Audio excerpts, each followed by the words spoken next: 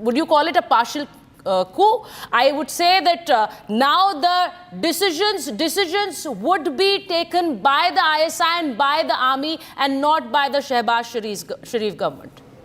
You look at the kind of noises that are being made in Pakistan as we speak. So, Charita, a couple of points, and these are facts. First of all, Shehbaz Sharif is nowhere to be seen. And to tell you a little bit about Lieutenant General Muhammad Asim Malik, he has been the ISI chief since September 2024. The fact that an ISI man, an ISI chief, is being made the National Security Advisor of Pakistan is very critical. One, it tells you that the Pakistan army is completely in charge and the Pakistan ISI has taken control.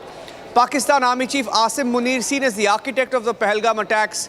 And then you have the Pakistan NSA today, who has been appointed as in that role. He was an ISI chief. So Pakistan Army effectively calling the shots behind the attack, and Pakistan ISI deciding how the country called Pakistan moves directionally in terms of security establishment.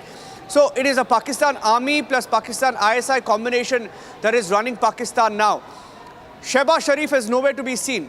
You look at the imagery in India, you have the Prime Minister leading from the front. He has held at least 7 to 8 meetings since the Pahalgam terror attacks. Since even yesterday, there were 3 meetings at least where the Prime Minister was present. He conducted the CCS, the CCPA, different meetings that have been held. But in Pakistan, nowhere are you seeing Shehbaz Sharif. He's been completely sidelined. The fact that an ISI man has now been made the National Security Advisor shows the kind of trust that Lieutenant General Asim Malik, who has now been chosen as the NSA, has had with Asim Munir.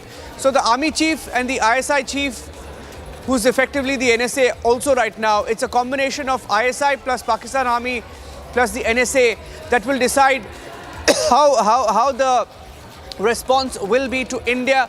And this is, of course, the mask is off. For many, many years now here at Republic TV, and Arnab himself has been saying that this so-called country, that is called Pakistan, has been ruled by the ISI, where the ISI has called the shots for the longest time. And today's decision that has been taken at the height of the tension, him being announced as the NSA boss. Right, Niranjan, and as we speak, the army begins the process of takeover in Pakistan. As you're saying, the army begins the process of takeover in Pakistan. The ISI chief being appointed as the chief advisor to the Prime Minister Shehbaz Sharif. They know that at this time, they would not want a democratically elected government, and this has actually been the history of Pakistan. This isn't anything new, Niranjan. We know that Pakistan has had a history of military coup. We know that they, at a time like this, they completely want to hold the reins, the army and the ISI, and this is what they're doing even at this time. Shehbaz Sharif may want to go and speak to the UN Director General, but the decisions will be taken by the army and the ISI. That's correct. And there is a breaking news input that we had. The official notification that came in to tell you a little bit about this particular NSA, the National Security Advisor of Pakistan, who has been the ISI chief for the last at least 5 to 6 months. To give you more details, in fact, Pakistan has shared also his details. Asim Malik is a 3-star general. He's a 3-star general, born into a Punjabi family. His family had roots in Shahpur. His father was also a lieutenant general in the Pakistan Army, has served in the Pakistan Army. He joined the Pakistan Military Academy, and he was commissioned in the 12th Baloch Regiment of the Pakistan Army in 1989. So this is a little bit about him. To give you the news is that he has been appointed as the NSA, and he has the complete faith of the Pakistan Army Chief, and that is why he has been appointed. That is the limited breaking news input that we had on the story. I'm handing it back to you for now. Right, Niranjan. So as Niranjan is giving us information on this big step that has been taken by Pakistan, and obviously Pakistan being rattled, and they know that there will be decisions that will be taken by the army, and the democratically elected government really will not be taking any decisions at this time. This has really been the history with Pakistan. It's not something new to the Pakistanis. The Janta also there knows that at a time like this, when they are rattled by the might of India, there will be decisions taken by the ISI and by the Pakistani army. So the face of the decisions is going to be Shehbaz Sharif there, the Pakistani Prime Minister. But whatever unfolds will be done by the Pakistani army and the ISI, because the Pakistani ISI chief also retains that position as he takes over as the NSA of the country. And first on Republic, US State Department has cleared a $131 million maritime tech sale. India had requested to buy Sea Vision software, technical assistance, field team training, remote software and analytics support. It's a big boost to the Indian Navy. US Defence Security Cooperation has notified the US Congress about the sale deal. This deal boosts India's maritime domain awareness. So this is the big story that is coming to us right now. US State Department that clears a $131 million deal. It's a maritime tech sale deal, and this boosts the Indian Navy's capacities. And my colleague Shawan joins us from the newsroom. Shawan, this deal definitely boosts the capabilities, the prowess of the Indian Navy. Well, in fact, an official confirmation has now come in from the US State Department that they have already notified the US Congress with regards to the military deal that has actually taken place. In fact, India had basically put the request for this maritime domain awareness technology. Now, as far as the details of the technology that the United States of America is likely to provide to the Indian Navy includes the following. One, it is the Sea Vision software, the technical assistant field, that's the TACT training system, the remote software and analytical support. These a total of $131 million. In fact, as far as the Indian Navy is concerned, an official confirmation has also been received by them with regards to the request that was made, and it has now been approved by the US Defence Security Cooperation Agency. In fact, the State Department thereafter has also notified the US Congress stating that this would basically boost India's maritime prowess. Not just that, it also bolsters the relationship between United States of America and Indian Navy. Now, in the backdrop of what we are essentially witnessing right now, this essentially helps the Indian Navy to procure this as soon as possible. As far as the timeline of the procurement is concerned, that clarity hasn't come in from the Indian Navy at this point in time. Perhaps that's going to take a little bit more time, but the clearance has already come in from the State Department. In fact, we are being told that late last evening is when the US Congress was also informed about this military deal that has now taken place. Right, Shawan, and the Rafale deal and now this deal with the US, which definitely increases the might of the Indian Navy. It is also a kind of messaging to Pakistan in a way which is already rattled by India's might. Well, in less than a fortnight, you're looking at two major deals that have been signed by the Indian Navy. One with regards to the Rafale Marinas, which is worth about 63,000 crore rupees, number one. Number two is with regards to this very deal that has taken place. It's again $131 million. We're looking at in both the cases, you're not only improving, bolstering Indian Navy's position in this particular case, but also the capabilities of reconnaissance also sees a manifold growth in it. Right, Shawan. Thank you so much for all that information. So the US State Department clears that big deal with the Indian Navy, and that definitely is a messaging, as I said, to Pakistan as well. Now, the Indian Navy is conducting live firing drills in the Arabian Sea off the Porbandar coast in Gujarat. These exercises involve a full spectrum of naval capabilities, including surface-to-surface missile launches. Our executive editor, Niranjan, explains. There is an intense India-Pakistan face-off in the Arabian Sea. And this is as naval posturing heats up of both India and Pakistan, and the tensions between both nations have found a new flashpoint, and that is in the Arabian Sea. The Indian Navy is currently, as we speak, conducting live firing drills in the Arabian Sea off the coast of Porbandar. And this is off the coast of Gujarat. And these exercises, the naval exercises, involve a full spectrum of naval capabilities, including surface-to-surface missile launches, gunnery practice, underscoring India's intent to maintain a robust maritime posture in the region. Now, these drills are being carried out as part of a planned naval readiness operation and are aimed at enhancing combat preparedness, joint operational coordination in the Arabian Sea, and that's the message that our Navy is sending out. What is most interesting is the proximity. Look at the proximity of India's position vis-a-vis Pakistan's own concurrent naval exercises, which are around the same region. And Indian naval units are reported to be holding their drills about 85 nautical miles from the area where Pakistan naval forces are conducting live fire maneuvers of their own. Now, this close distance between the two sets of operations has also heightened alert levels in both India and Pakistan, with both countries using the opportunity to signal maritime dominance, strategic deterrence. But Pakistan Navy is no match for India in either the capabilities or the sheer might, the number of submarines, frigates, anything, resources.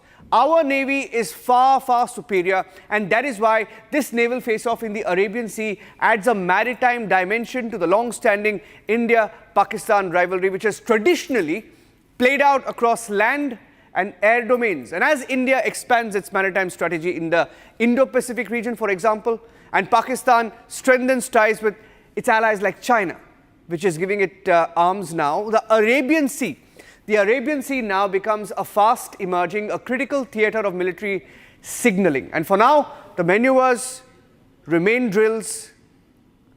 Drills for now, live firing drills, second time in the last 1 week. But the tension they symbolize is very, very real.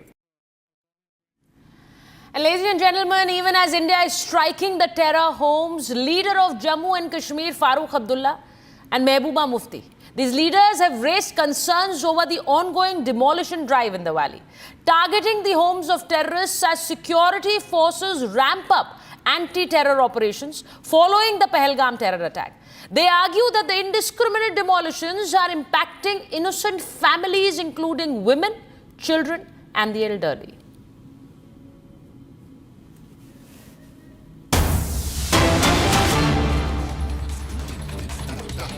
कई लोगों के मकान उड़ाए गए। अब मुझे बताइए, अगर बेटा मिलिटेंट बन जाता है तो बाप की क्या जिम्मेवारी है उसमें? माँ की या बहनों की क्या जिम्मेवारी है? उड़ा दिया, किस लिए उड़ा दिया? मुझे बताइए, उससे क्या हम लोग मजबूत होंगे? उससे जो हमारी यकजहती है, क्या उस पर धक्का नहीं आ सकता? लोग नहीं सोचेंगे ये क्या हो रहा है? इन्हें हर बात पे 1000 दफ़ा सोचना चाहिए। उस एक्शन से कहीं हमारे में जो एक यकजहती हो गई है उससे नुकसान तो नहीं पहुंचे, मगर वो दफ्तरों में बैठ के ये फैसले करते हैं, ये नहीं देखते हैं कि इसका असर क्या होगा। मेरी गुजारिश है होम मिनिस्टर साहब से कि हम समझते हैं, हम तकलीफ को समझते हैं, हम इस तकलीफ को महसूस करते हैं। तो पूरे मुल्क में गुस्सा है, मगर जम्मू कश्मीर के लोग जो उन्होंने इस तकलीफ को 30-35 साल से बर्दाश्त किया, और हम समझते हैं इस बात को। तो ऐसा होना चाहिए कि जैसे जो मिलिटेंट्स के साथ डील करते हुए ये ज़रूरी है कि ध्यान रखा जाए कि आम लोगों के घर न गिराया जाए। और इसी तरह जो आपने एक एडवाइजरी की है कि जो लोग यहाँ बाहर से आए हुए हैं, पाकिस्तान से आए हुए, तो उसमें कोई ऐसे लोग हैं, ऐसी औरतें हैं जिनकी शादी 30 साल 40 साल पहले हुई है, या मतलब जिनके बच्चे हैं, ग्रैंड चिल्ड्रन हैं, उनका घर तो हिंदुस्तान है, वो तो अपने आप को हिंदुस्तानी समझते हैं, वो इस वक्त इस उम्र में कहाँ जाएंगे? तो मैं उम्मीद करती हूँ कि होम मिनिस्टर साहब इसका सिंपैथेटिक व्यू लेंगे और इस तरह से जो है उन लोगों को अपना घर बार छोड़ने के लिए, क्योंकि आज तक 30 साल से 40 साल से रह रहे हैं और वो कभी भी उन्होंने मुल्क के खिलाफ कोई कार्रवाई नहीं, कोई काम नहीं किया।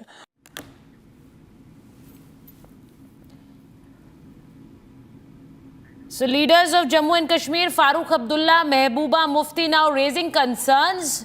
The action that has been taken, the houses that have been brought down, the houses that have been bulldozed belong to the terrorists who were behind the Pahalgam attack.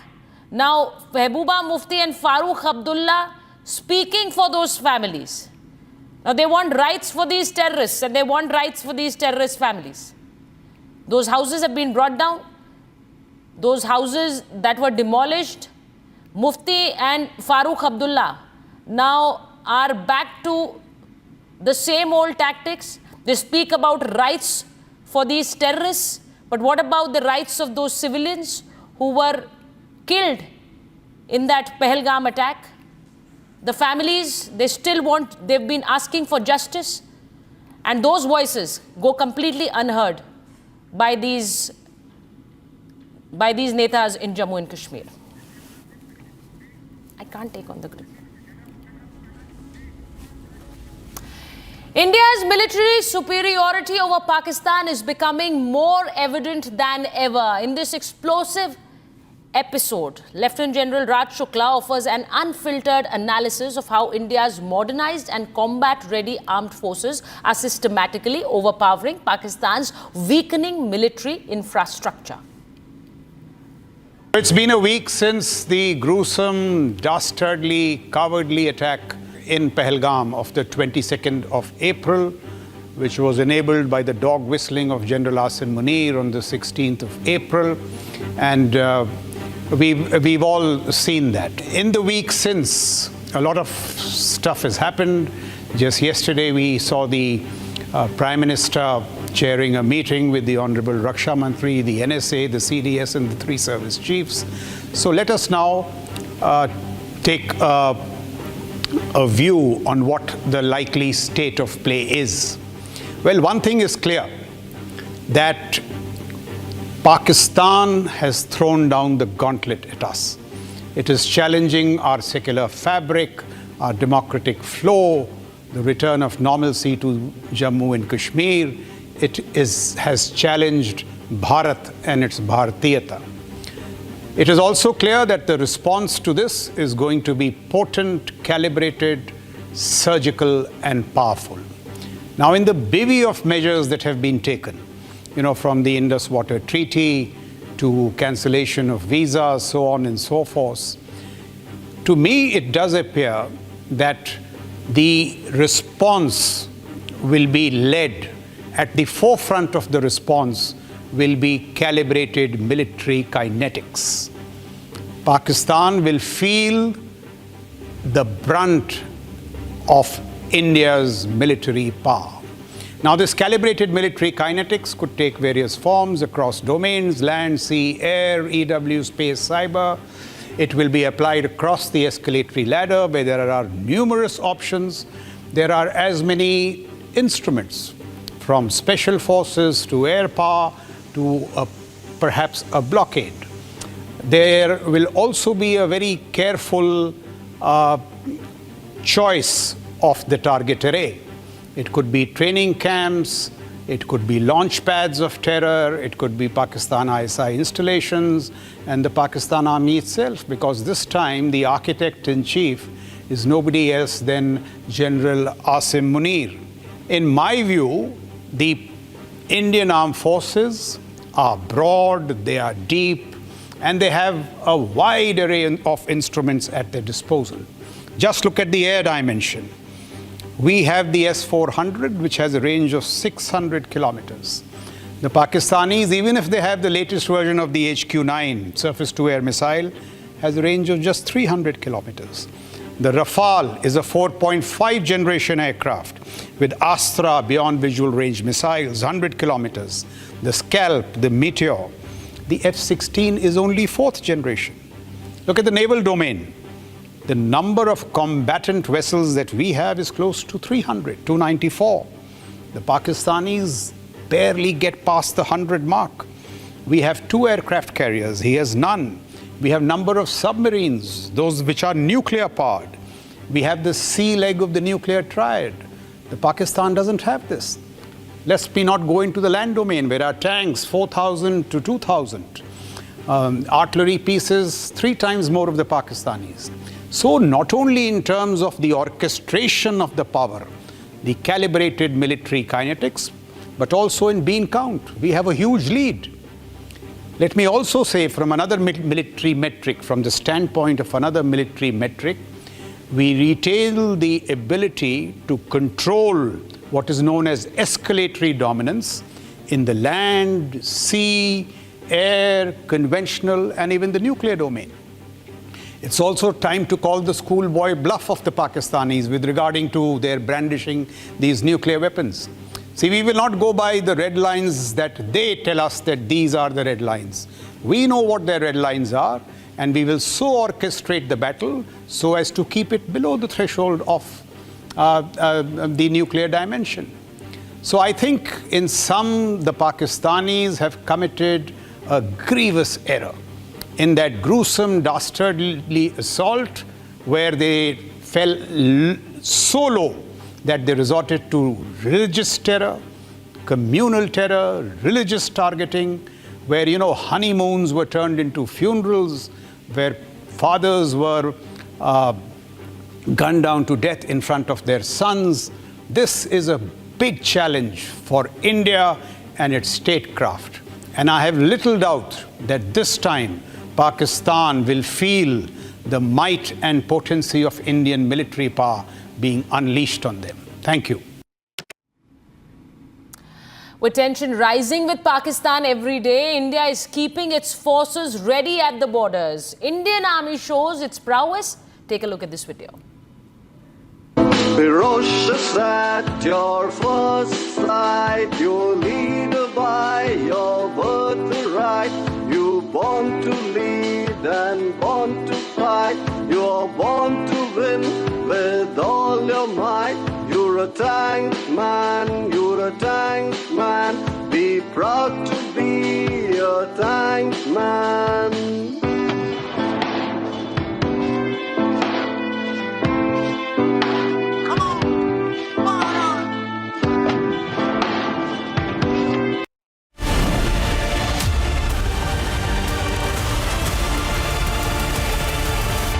Mahi sir, how much do you love your fans? Honestly, I love my new fans.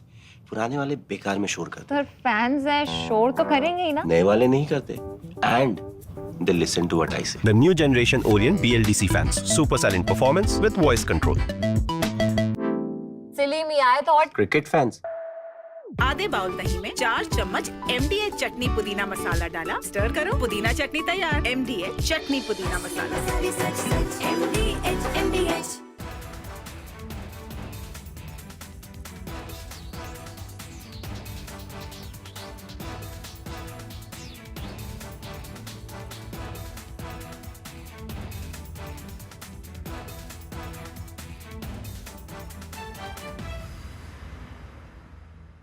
हर भारतीय का खून आतंकी हमले की तस्वीरों को देखकर खौल रहा है.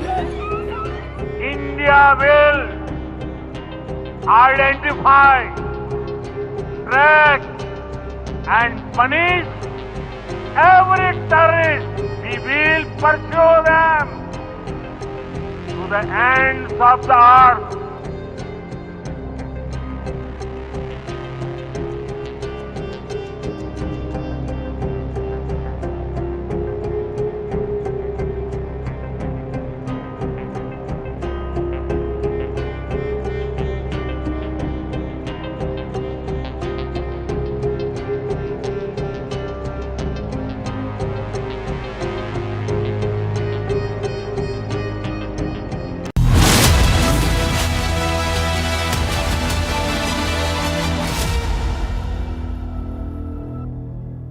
$13,000 placements last year. At Amity, we are committed to nurturing passionate, hardworking and proactive professionals. अब छोलिया हो या लोबिया, सफेद चने या काले चने, सब कुछ मजेदार बने. I am a victim of terrorism. I suffered the worst possible genocide and ethnic cleansing. Terrorism unleashed by my neighbor country called Pakistan.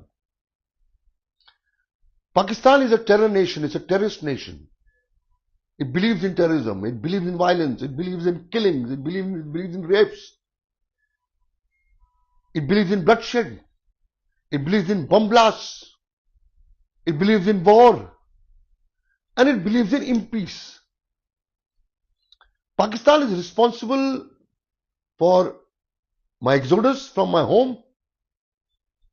It is responsible for killing my people. It's responsible for burning my schools, my home, raping my women folk. Summer is here. Is your home ready for the heat? Keep your roof cool and your home comfortable all summer with Roof Cool and Seal.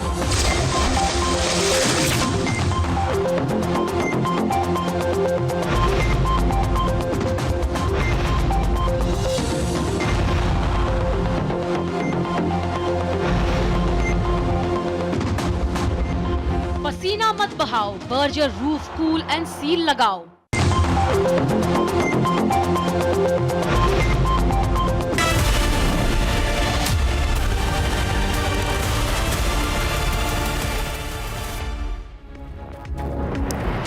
So the Indian Navy displays its full might in the Arabian Sea, conducts war exercises, this and more in this bulletin, but we'll begin with the headlines.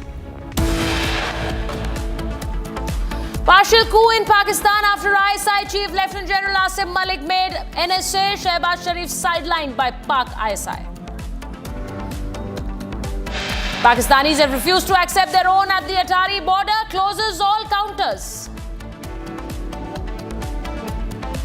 After Navy, Coast Guard has now increased patrolling in the northwestern region. Indian Navy conducts mega surface and subsurface exercise in Arabian Sea. Exercise to continue till 2nd May. As India-Pakistan tensions escalate, Republic reports from the border front line.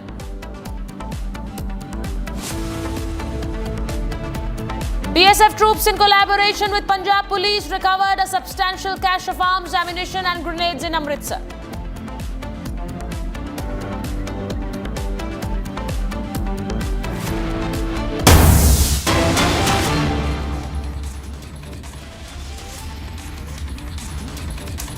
The big news that's coming in right now, we learned that India is contemplating to suspend shipping lines and postal services to Pakistan.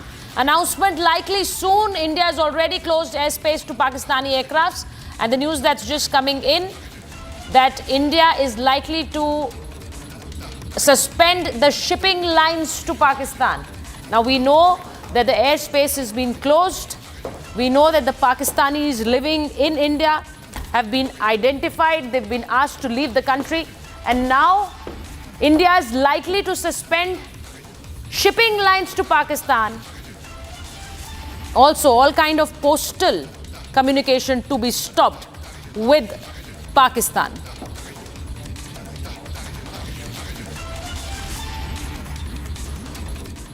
Okay, so as we speak about India's naval might, we would also like to show you how India's Navy stands vis-a-vis Pakistan's Navy. Now, the two countries in a state of the present state where there is a strife, and we know that this might of both the countries is going to be at display. When we speak about aircraft carriers, India has 2, but Pakistan has none. They're still to get their first aircraft carrier. When we speak about submarines, India's submarines at a total of 18 and Pakistan's submarines at 8. So that is the total of the submarines for both the countries. When we speak about destroyers, India has 13. Pakistan still to acquire its first destroyer. That is the number. Now frigates, India has 14, Pakistan has 9. Now the naval might of both the countries right in front of you. As I speak, I'm speaking about the corvettes. India has 18, Pakistan has 9. Now the naval might of both the countries, in a straight comparison, the patrol vessels, India has 135, Pakistan has 69. So that comparison of the patrolling vessels and the total naval personnel. India has 1,42,252 and Pakistan has 1,24,800. So that is the number of naval personnel who are reporting into these countries. Now, when we speak about the naval might of both the countries, this was a direct comparison, but India's naval might is at display in this naval exercise which is right now going on in the Arabian Sea. So those visuals of India's Navy's war exercise that is taking place in the Arabian Sea and that will continue till tomorrow.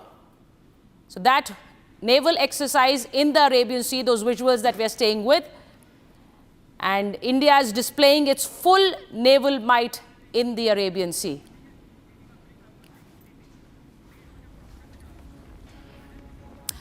And the news that's coming in right now, immigration sources say that Pakistan has refused to accept its own citizens. These are the citizens who were deported by India. We now learn that Pakistanis have refused to accept their own at the Atari border. Now, Indian immigration services confirm Pakistan has closed all counters and refuses to take these people back, their own, through the Atari border. And they've been waiting there, and Pakistan has closed all counters, refusing to take its own. So those visuals that are on your screen remind you of the Kargil war, where they even disowned their own dead. They refused to take back the bodies of Pakistani soldiers. They disowned them. So they disowned the dead, and now they disown the living.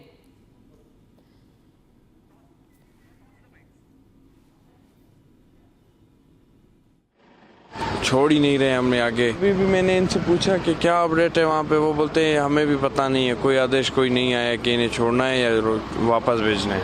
तो कम से कम हमें इतना बता दे कि अगर वापस जाना है तो हम कहीं ना कहीं तो और जाके स्टिप हो जाए, सोएं, आराम करें, कुछ करें। मैं सुबह 6 बजे से अपनी बहनों को लेकर आया हूँ और दिल्ली बॉर्डर से मैं दिल्ली से चला हूँ। 6 बजे यहाँ हिंदुस्तान बॉर्डर पर मैं आ चुका हूँ और कहते 10 बजे बॉर्डर खुल जाता है।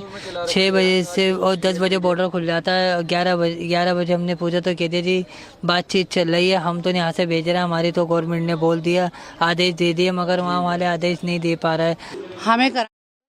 पाकिस्तानी अपने नागरिकों को ही वापस लेने से मना कर रहे हैं। आप तो अपने वतन लौटना चाह रहे हैं, लेकिन आपके वतन वाले ही कह रहे हैं कि हम नहीं लेंगे। अब तो हम इधर हैं, हमें क्या पता वहाँ का। तो कब तक इंतजार करेंगे? करेंगे हम इंतजार। कितने लोग हैं? आपके ये 2 बच्चे हैं और आप हैं। कहाँ? 4 लोग हैं। 4 लोग। यहाँ कहाँ आई थी आप? दिल्ली नहीं। कहाँ? छत्तीसगढ़ में। तो क्या विजिटर वीजा था आपके पास? हाँ।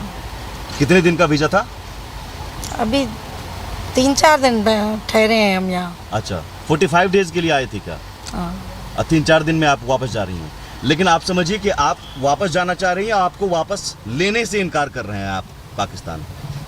नहीं लेंगे, जाहिर है वहाँ भी कुछ मसले होंगे। आपको अभी भी उम्मीद है लेंगे? हाँ लेंगे। नहीं, बाकी दिन गेट खोल दिए जाते थे, आज उन्होंने मना कर दिया है। सभी पाकिस्तानियों को सीधे कह रहे हैं कि हम गेट ही नहीं खोलेंगे, पाकिस्तान के लोग हम नहीं लेंगे वापस।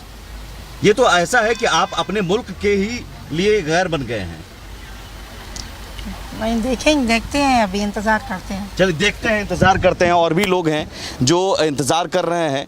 बैग है, लगेज है, इस धूप में खड़े होकर देखिए लगेज लेकर खड़े हैं, ये लंबी लाइन, और इधर उधर इंतजार कर रहे हैं। और ये अपने आप में पाकिस्तान की जो बेशर्मी है वो सामने आ रही है कि अपने मुल्क के लोग जो 45 दिन पहले आए थे वो 3-4 दिन में तो वापस जाना पड़ रहा है, लेकिन उन्हें अब अपने मुल्क में ही वापस लेने से इनकार कर रहे हैं।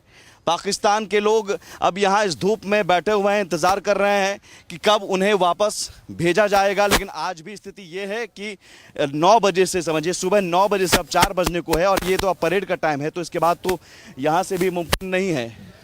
आप लोग सर कहाँ से आए थे? राजौरी से। कहाँ जाना है?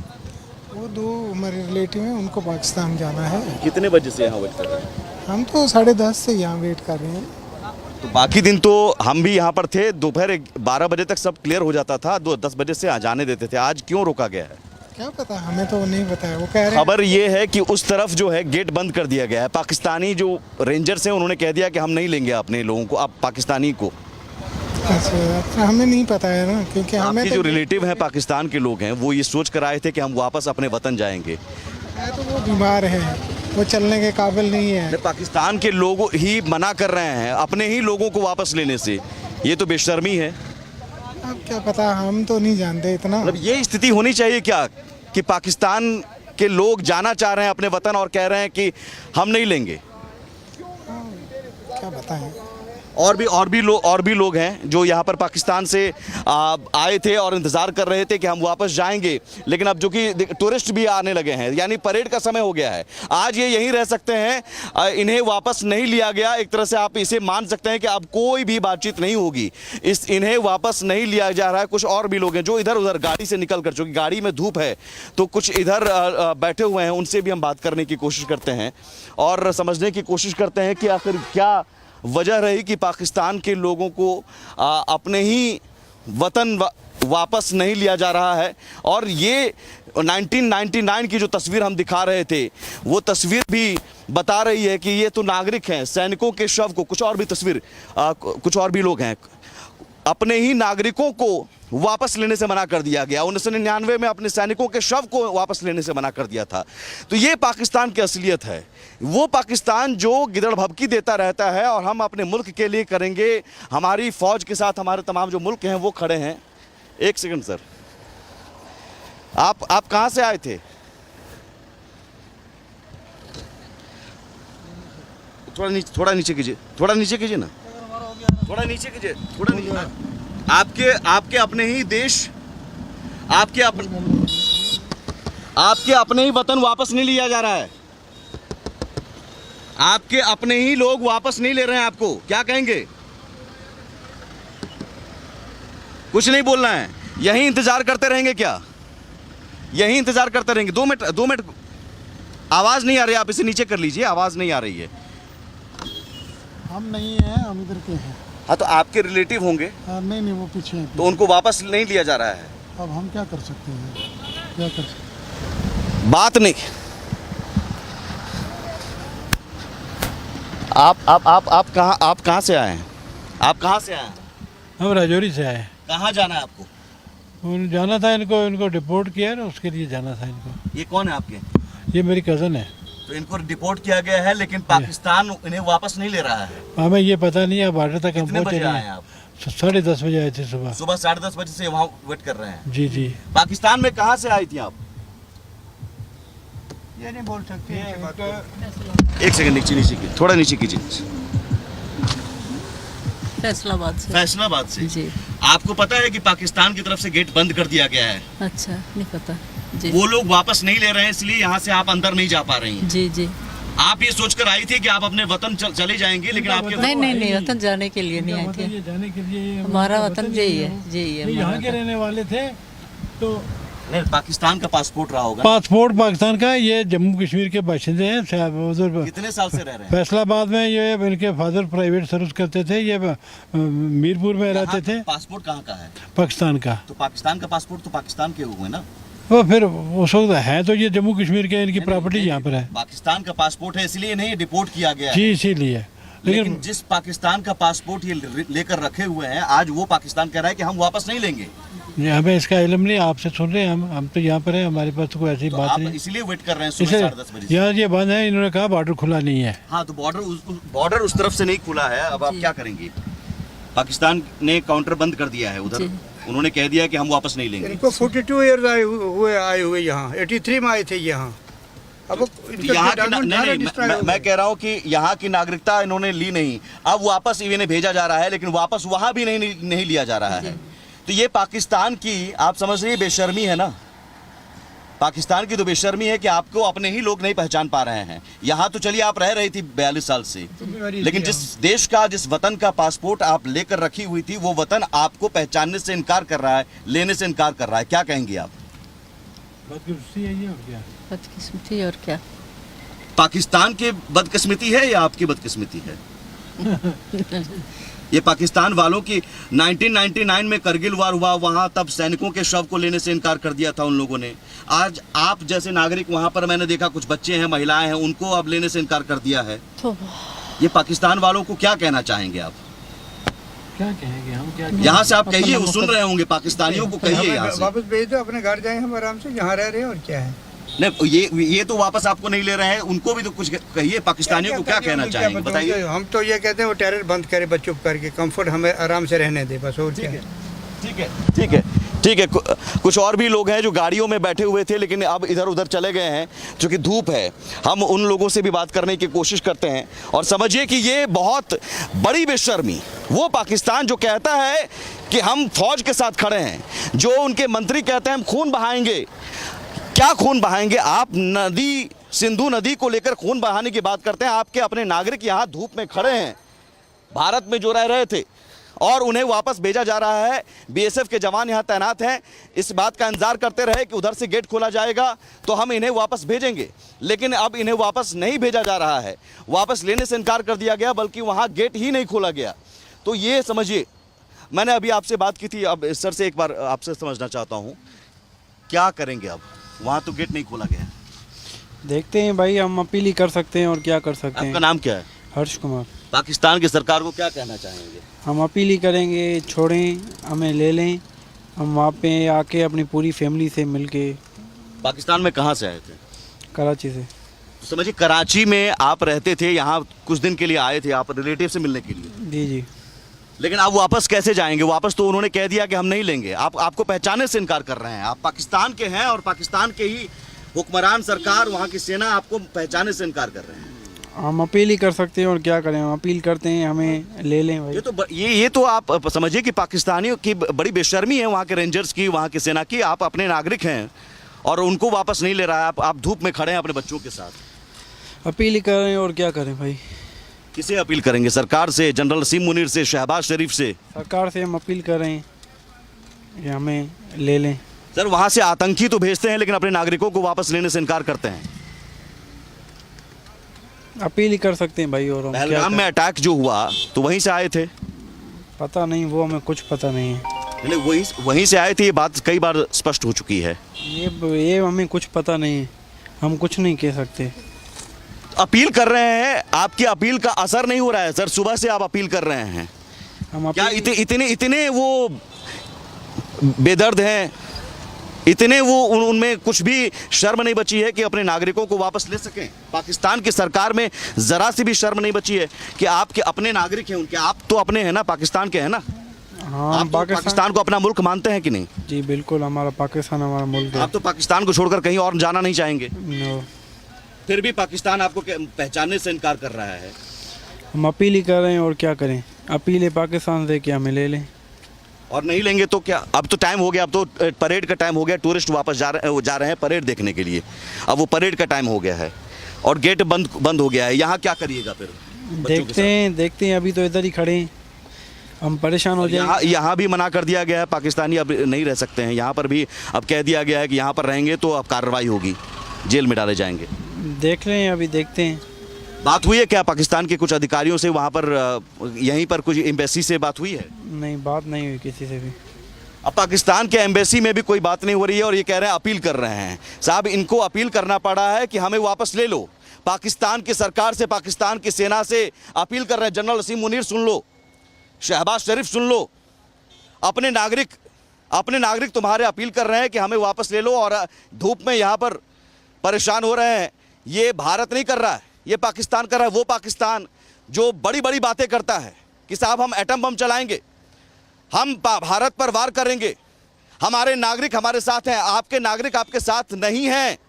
आपके नागरिक यहाँ फंसे हुए हैं और ये लंबी लाइन लगी हुई है उन बच्चों के साथ। समझिए कि कई लोग जो हैं इस 9 बजे सुबह 9-10 बजे से परेशान हो रहे हैं और उन्हें परेशानी का सामना करना पड़ा है। लेकिन कुछ भारतीय जो यहाँ पर टूरिस्ट बनकर आए हैं उनसे भी पूछते हैं। आप लोग यहाँ परेड देखने आए हैं? हाँ जी। ये जो है ये पाकिस्तान के लोग हैं, इन्हें मना कर दिया है पाकिस्तान के लोगों ने वापस लेने से। हाँ। क्या कहेंगे? पाकिस्तानियों को ही वापस लेने से मना कर दिया है पाकिस्तान ने। तो ये उनकी गलती है ना? हाँ? क्या? उसमें यूनिटी नहीं है ना? नहीं। अब भारत के लोग भी रिएक्शन दे रहे हैं। क्या कहेंगे? पाकिस्तान के लोगों को पाकिस्तान नहीं उड़ा दिया जाए, पाकिस्तान को सीधा कहानियां खत्म कर दिया जाए, उड़ा दिया जाए। ये उड़ा दिया जाए। ये इधर के लोग ये जो जा रहे हैं, ये गाड़ी, मैं बता दूं इसमें कोई फ़र्क नहीं समझे, ये जो गाड़ियां जा रही हैं ये टूरिस्ट हैं। अब से कुछ देर बाद परेड शुरू होता है, बीटिंग रिट्रीट सेरेमनी। हालांकि उसमें भी जो रस्म अदायगी थी गेट खोलने की, हैंडशेक करने की, वो अब बंद हो चुकी है।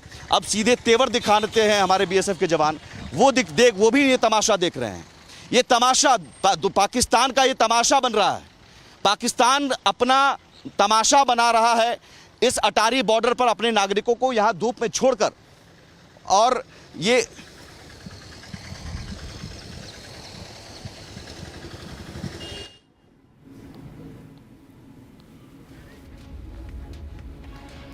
So, our colleague Sumit speaking to those people who've been asked to leave India, the Pakistanis who've been asked to leave the country.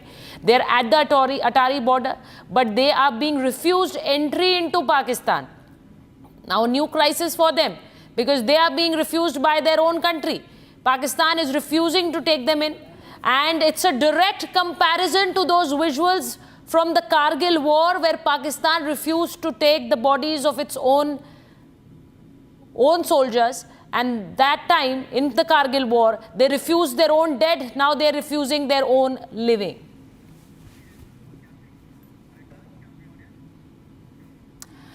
Now, Major General S.B. Asthana exposes how the dirt bolt of Pahalgam terror attack has backfired on Pakistan. He tells how TTP, Balochistan and India has created problems for the Pakistani army. See, as far as Pakistan is concerned, they had a problem at hand, and especially their Pakistan military and their chief. The problem was they were unable to control what is happening in Balochistan, because the Balochistan Liberation Army is targeting Pakistan military. Similarly, TTP is targeting Pakistan military. There is unrest going on in Pakistan occupied Kashmir because those people feel that the development on the Indian side of line of control is much more, and they should not miss that kind of opportunity, and therefore they have also been disgruntled, and the kind of pressure which the military has put in all the three places has made Pakistan military very, very unpopular. The number of casualties which Pakistan is facing is far in excess of what they would have anticipated. About 5-6 years back, they were around number 6 in the terms of terrorism casualties. Today they are at number 2 in the global terror index.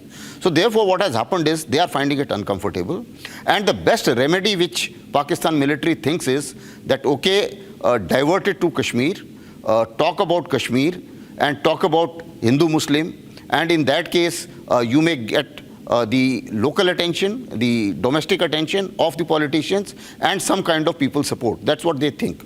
They also analyze that as far as Pakistan is concerned, that their influence remains only when the Pakistan can, when they can talk about Pakistan being threatened by India. So India threat theory is another reason why they need to evoke that threat theory to ensure that all levers of powers remain with the Pakistan army. Now, under these circumstances, the best way, what he thought was, Asif Munir came on air, he spoke about Hindu and Muslims can't stay together, although that's a separate issue, that in India we have more Muslims than Pakistan complete, and we are staying comfortably together. That's a separate issue. And his second issue was Kashmir.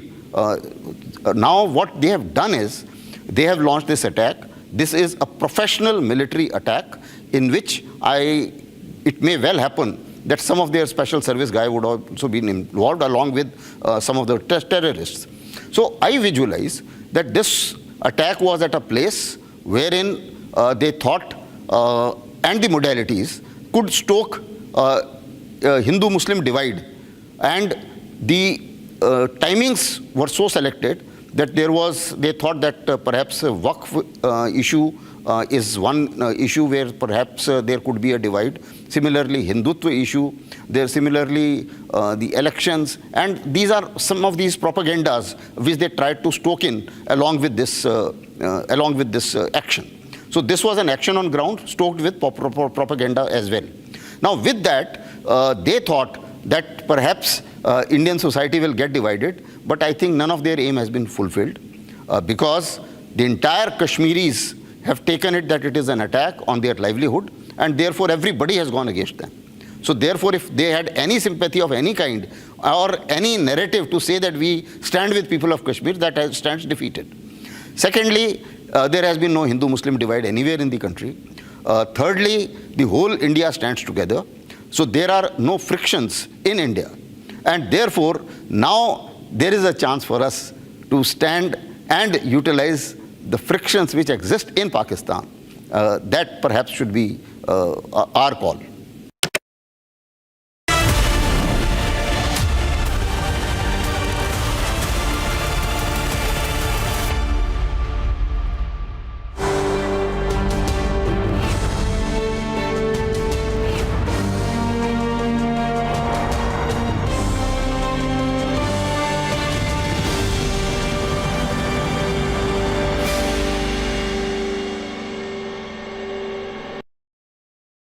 दादी के हाथों का जादू और खुशबू से महकता घर, माँ की मुस्कुराहट और खाने की सुगंध। MDH गरम मसाला, क्योंकि हर रिश्ता है स्वाद से जुड़ा।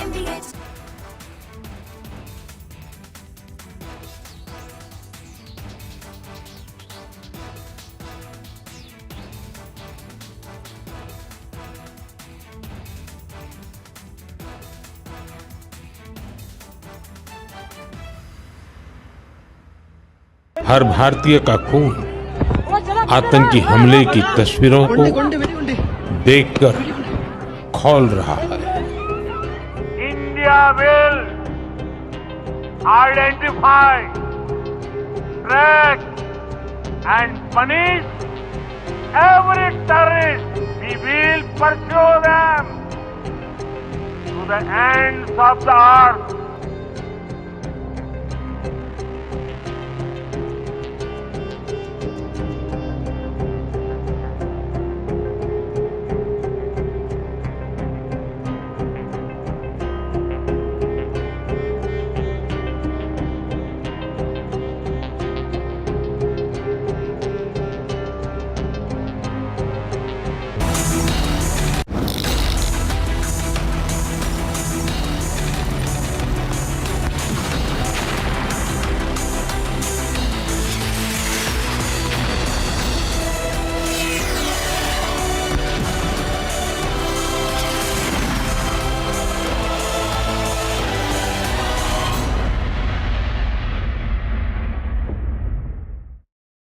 MDH की हल्दी मिर्ची धनिया करे कमाल, ये रंग दे, ये खुशबू दे, ये तीखा, ये कम पड़े, क्या निराला MDH masala. I am a victim of terrorism.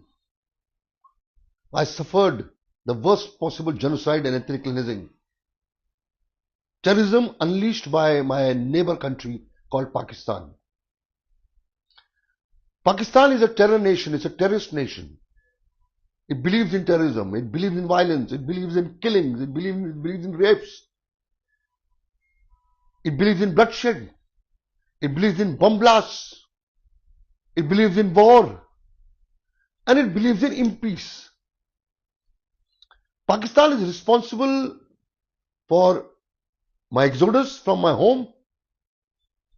It is responsible for killing my people. It's responsible for burning my schools, my home, raping my women folk, involving locals to see to it that I'm out of my house. And nearly 4.5 lakh people from my community, the entire community, left their homes and they were in the refugee camps in Jammu and other places of this country. And today also they are in the refugee camps in Jakti, near Udhampur. It's a country which should be declared as terrorist nation by India, if not United Nations, because I have no hopes on the powers apart from my country. Pakistan has been constantly troubling us. Blasts, attacks, massacres. It has constantly seen to it that our country, which is going on the rise, again comes down. It creates panic in our country. Some Summer is here. Is your home ready for the heat? Keep your roof cool and your home comfortable all summer with Roof Cool and Seal.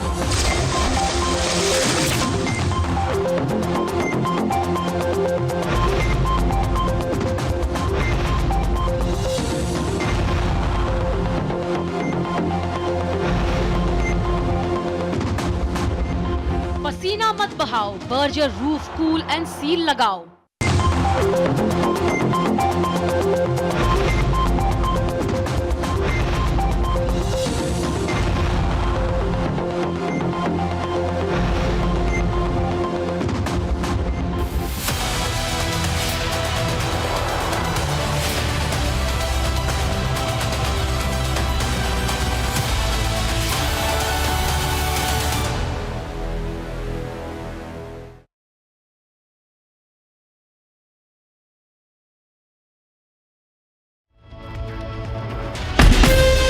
From Asia's largest news headquarters,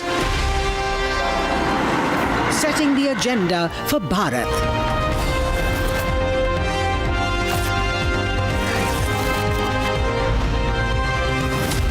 You're watching Republic.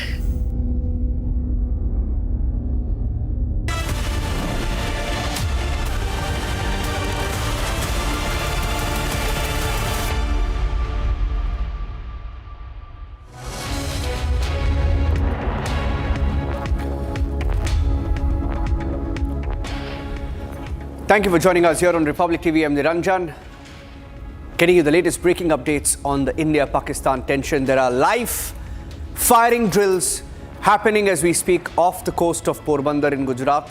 Getting you that and more. Here are the headlines this evening. Partial coup in Pakistan after ISI Chief Lieutenant General Asim Malik is made NSA, or the National Security Advisor. Shehbaz Sharif, the Pakistan Prime Minister, sidelined by his army and the ISI. Pakistanis have refused to accept their own citizens at the Attari-Wagah border, closing all counters. Pakistanis are stranded. Pakistan won't take back Pakistanis. India likely to suspend shipping lines, postal services, announcement soon.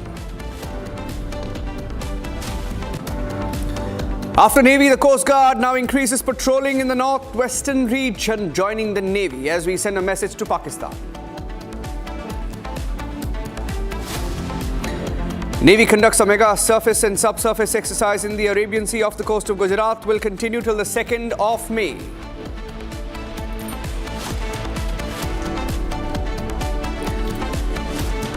As India-Pakistan tensions escalate, Republic reporting from across the international border and the line of control.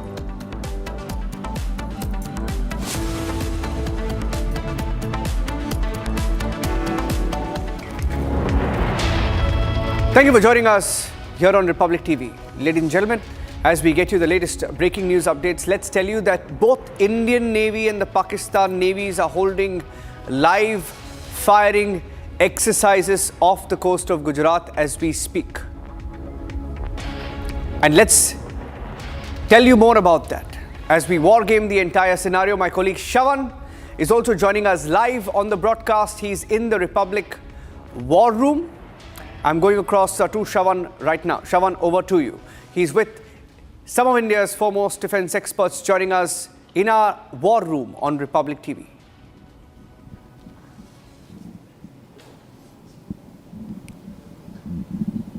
मेरे को आवाज़ नहीं आ रहा है। Shravan, over to you.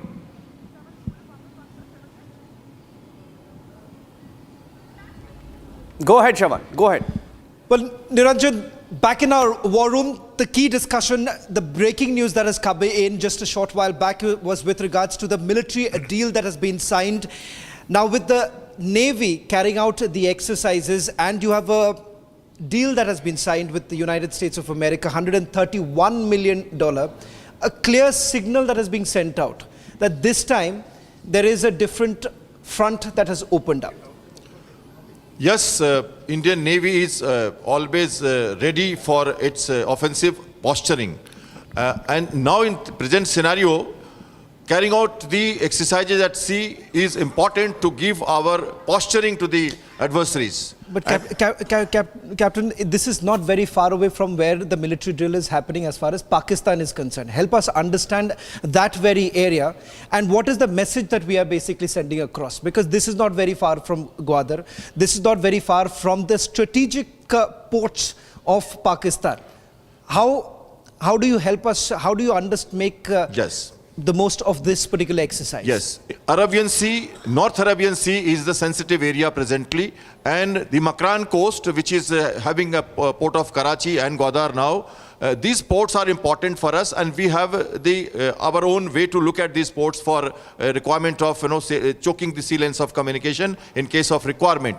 So when we talk about high sea, when we talk about the freedom of navigation, all the ships are at liberty to move around, and beyond 200 nautical mile and within the 200 nautical mile of exclusive economic zone as per UNCLOS 1982, all the ships can carry out operations. That's why we have a brush fire kind of things which happens on land, where we touch very close to each other, our aircraft fly close to each other, and which is happening in South China Sea very regularly. So you can see the same scenario happening in North Arabian Sea now, where we have the ships carrying out drill in very close proximity. We have our own set up norms. We maintain our, we exercise caution, but there are chances that we can go beyond. So therefore, the Indian Navy would be extremely cautious about the posturing, at the same time giving the right message. Well, in fact, Niranjan, there's also breaking news now coming in with regards to the alerts that have been issued by the Navy. However, the alert is with regards to the firing range in that area and for the mariners to pass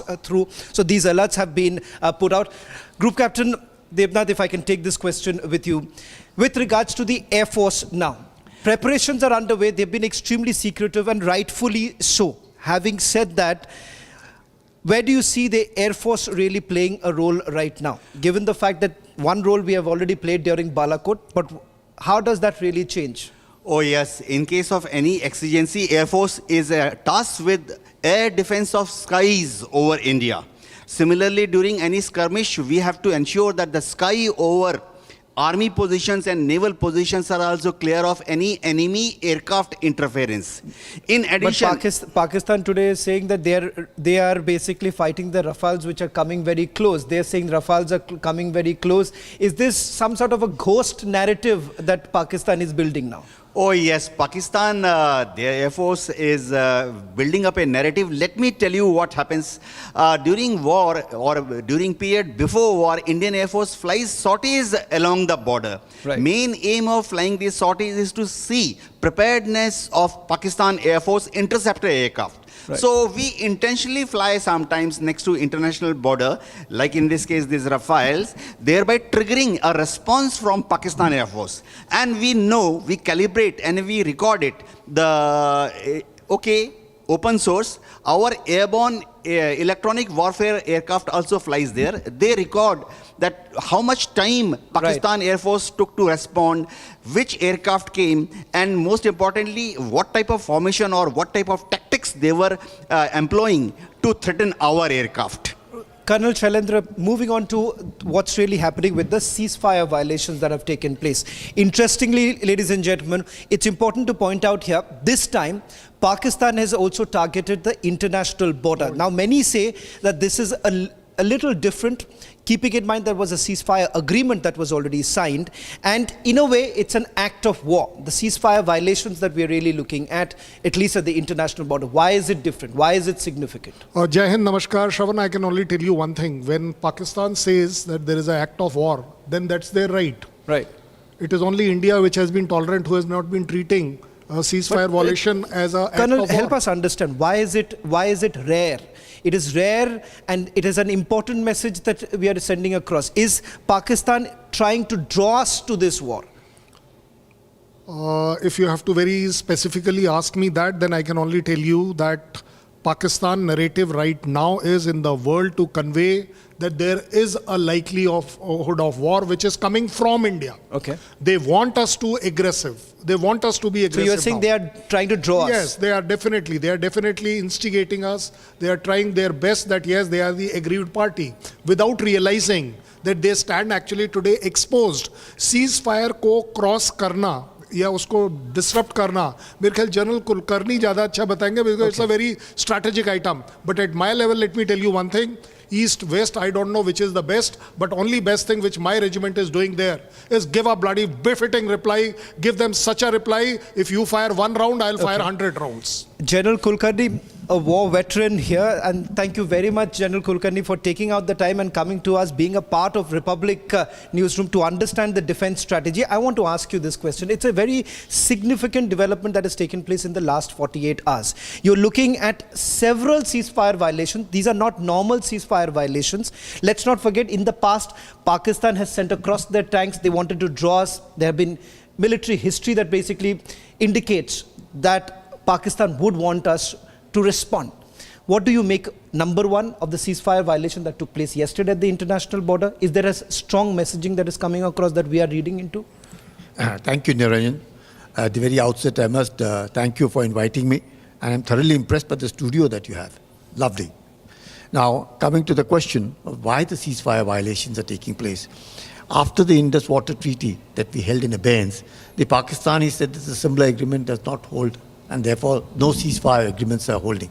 You find Pakistan has all along after that, after 2021, since the ceasefire agreement was in place, there is no ceasefire agreement, and therefore Pakistan wants to continuously be firing. First, because of the jittery. Okay. Very scared, very jittery now, because they seem to be making kind of statements that India is going to attack them in the next 24 hours, 36 hours. Okay. Some of them feel that India is going to, nuke them, or they are trying to tell them that we are going to nuke India. They're trying to tell us that they have missiles and they have Hataf and they have Ghaznis and they're going to, to do all that. So this is border fear.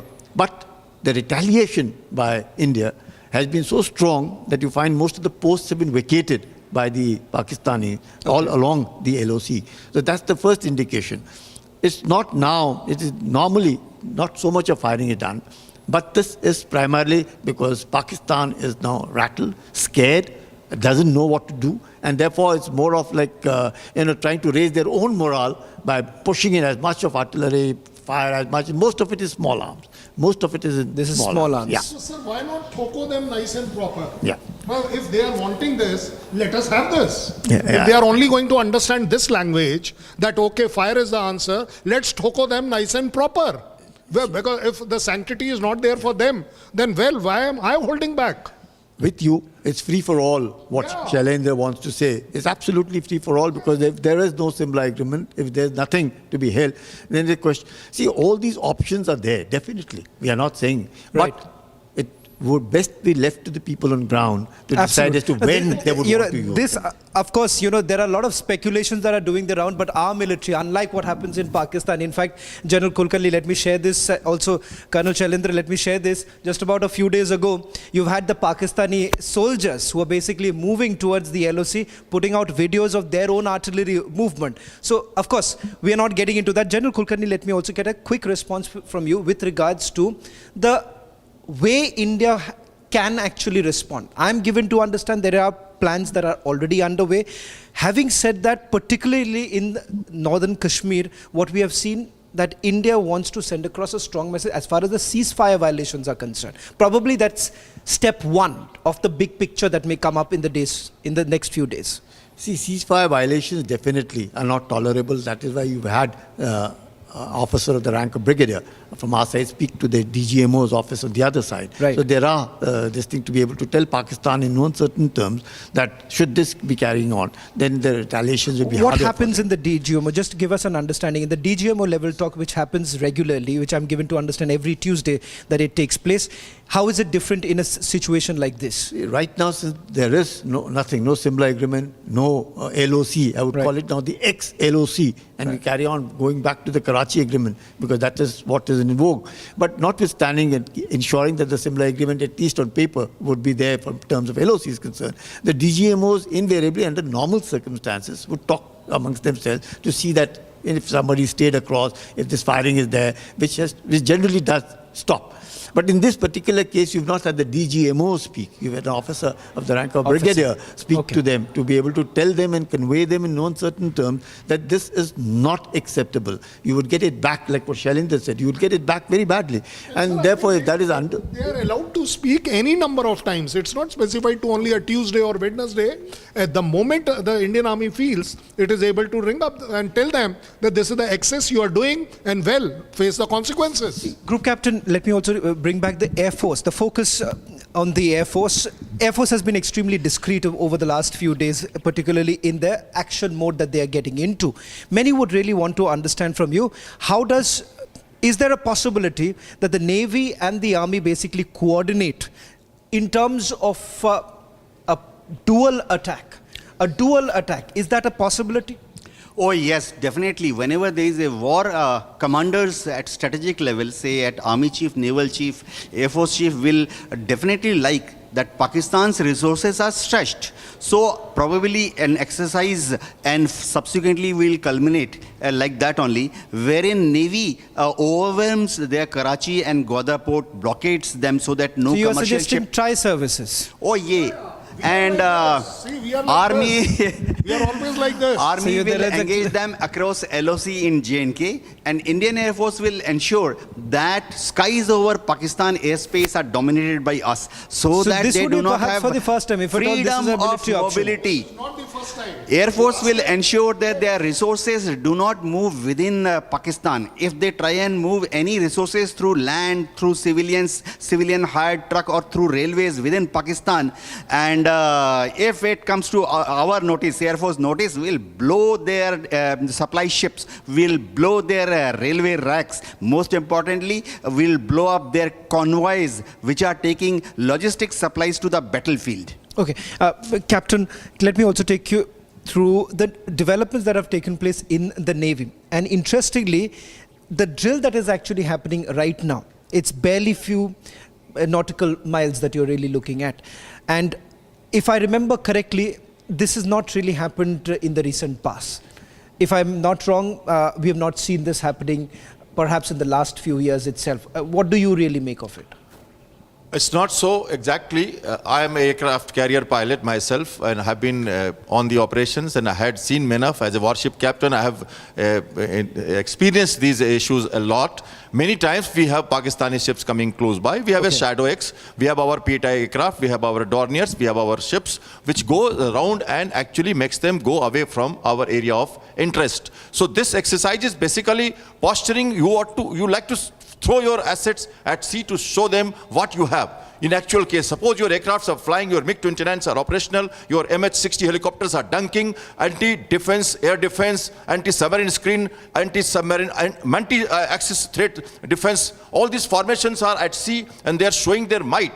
If the adversaries are around, they will see it. They will know your capabilities, what you are going to actually do. And one more thing I would like to tell you. You see, India has banned the merchant ships of Pakistani to come to the Indian harbors. Now, this is a very important issue. We are not only exercising in North Arabian Sea. We have our eyes on Gulf of Hormuz. We have our eyes on the Bab al-Mandeb. We have eyes on this, the Sundra Strait. Because the sea lanes of communication needs to be, our submarines would be around. We would be on deterrence patrol. We have SSBN.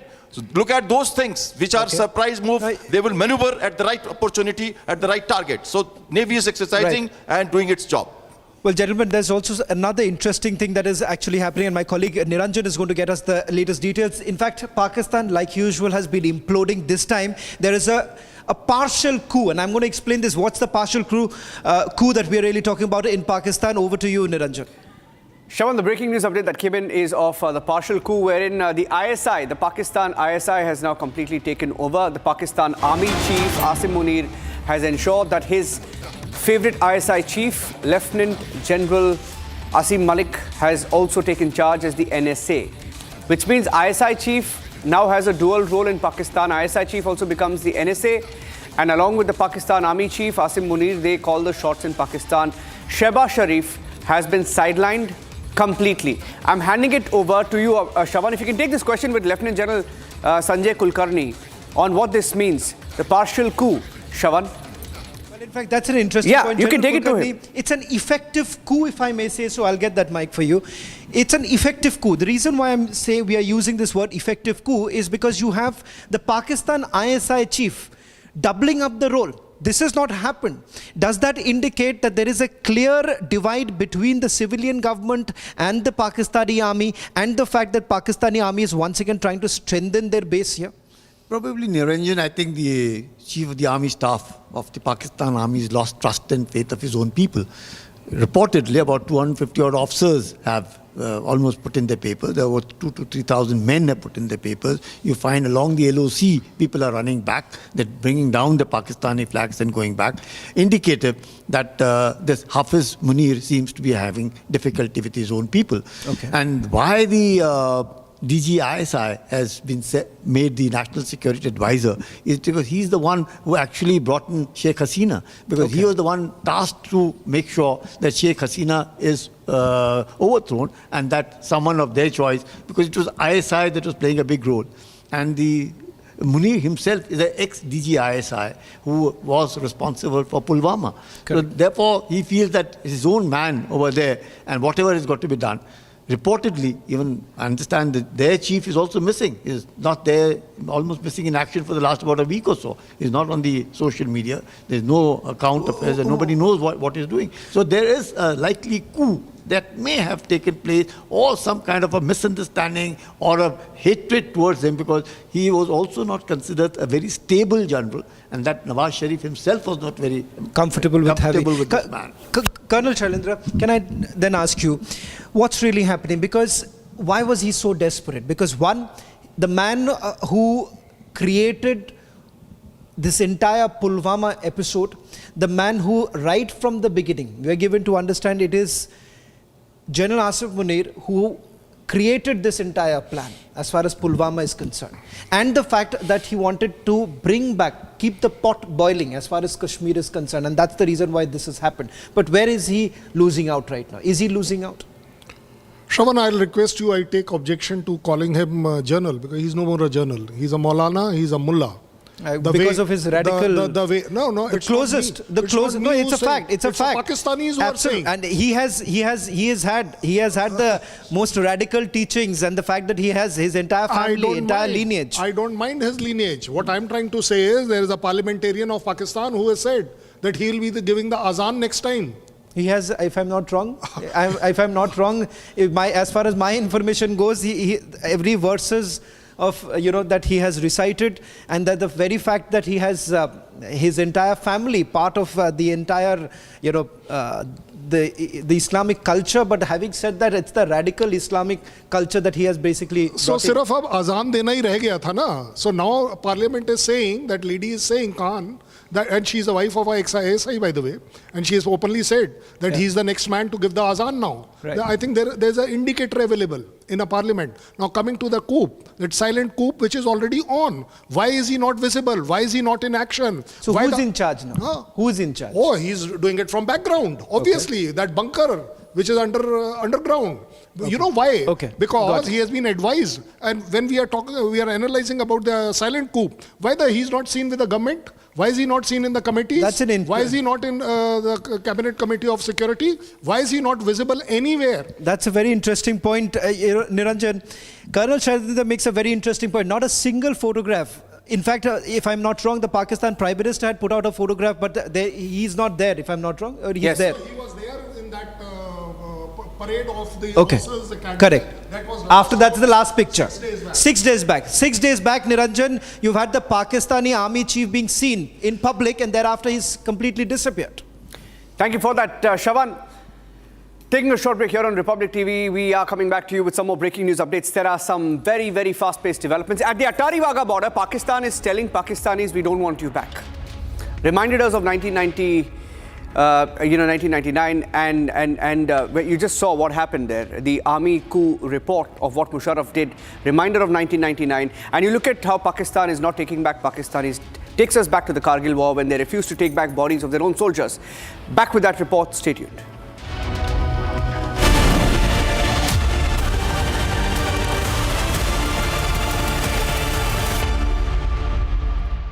This इसको घर पे लगाओगे तो शादी का तो पता नहीं, पर घर पक्का नहीं टूटेगा। रुंगटा नहीं तो घर स्ट्रॉन्ग नहीं। रुंगटा स्टील TMT बार एकदम सॉलिड। पहाड़ों में एक हाइकिंग स्टिक भी बन सकती है।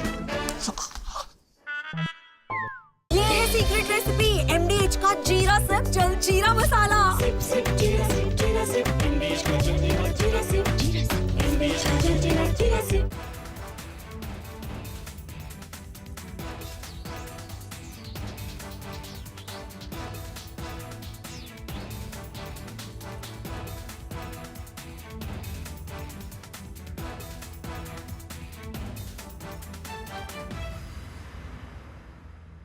हर भारतीय का खून आतंकी हमले की तस्वीरों को देखकर खौल रहा है।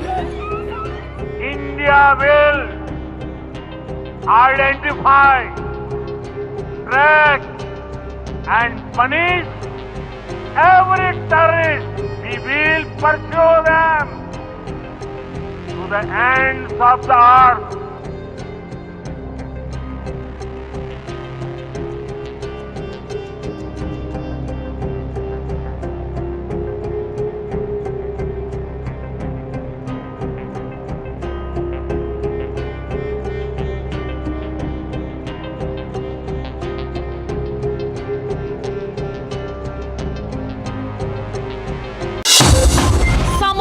Here. Is your home ready for the heat? Keep your roof cool and your home comfortable all summer with Roof Cool and Seal.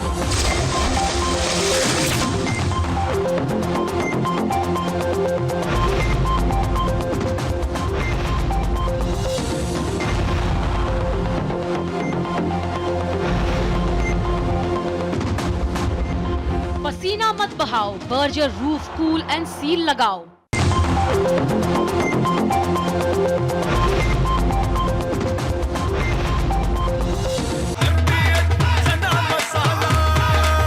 अब छोलिया हो या लोबिया, सफेद चने या काले चने, सब कुछ मजेदार बने। I am a victim of terrorism. I suffered the worst possible genocide and ethnic cleansing. Terrorism unleashed by my neighbor country called Pakistan. Pakistan is a terror nation, it's a terrorist nation. It believes in terrorism, it believes in violence, it believes in killings, it believes in rapes. It believes in bloodshed. It believes in bomb blasts. It believes in war. And it believes in impeace. Pakistan is responsible for my exodus from my home. It is responsible for killing my people. It's responsible for burning my schools, my home, raping my women folk, involving locals to see to it that I'm out of my house. And nearly 4.5 lakh people from my community, the entire community, left their homes and they were in the refugee camps in Jammu and other places of this country. And today also they are in the refugee camps in Jakti, near Udhampur. It's a country which should be declared as terrorist nation by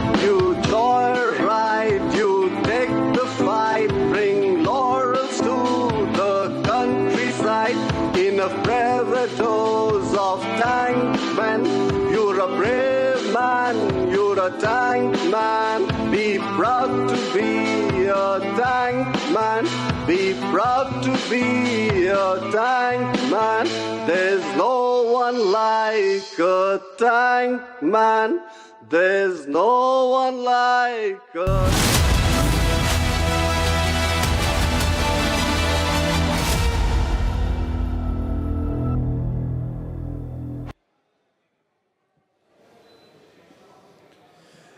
You're watching Live and Breaking at 4:30 with me, Shavan Sen, taking you through the latest details now coming in with the Navy carrying out exercises off the coast of Gujarat.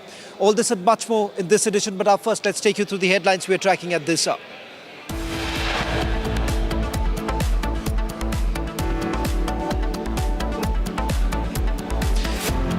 Partial coup in Pakistan after ISI Chief General Malik made National Security Advisor Shehbaz Sharif sidelined by Pakistan ISI.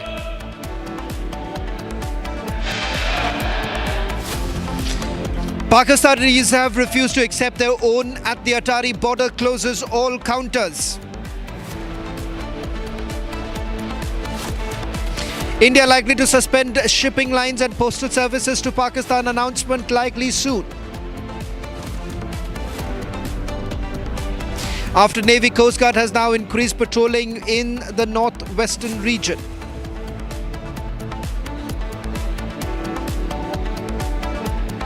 Indian Navy conducts mega surface and subsurface exercise in Arabian Sea.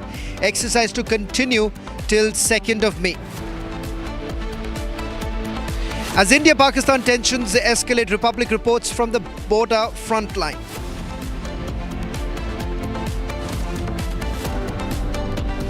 Prime Minister Modi inaugurates Waves 2025 to boost India's global media and entertainment reach.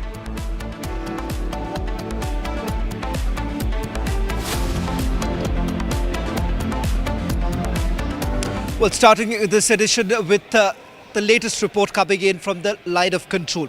Republic with the maximum reporters gets you an insight as to how India has essentially responded to the cowardly attack of Pahalgam. And not just that, over the last few days, multiple ceasefire violations that have taken place along the line of control as well as the international border. This report comes in from the line of control from Uri, filed by my colleague Rakshita. Right now reporting from Jammu Kashmir's Uri, very close to the line of control, and on our way is the last village at the LoC, that is the Charunda village. Right now it's raining and you can see there are foggy weather, the visibility has gone low, and this is why the security has been beefed up, because this is a very ripe situation for an infiltration bid of the terrorists. Given the weather condition, the terrorists take advantage of such a situation, especially when the visibility goes down, and they could in fact try and infiltrate, and henceforth the security has been beefed up along the way, viewers. And remember, a lot of tensions between India and Pakistan right now at the LoC. The bunkers are being made, community bunkers are being made, and henceforth all the security forces right now, as we report from here, are on high alert.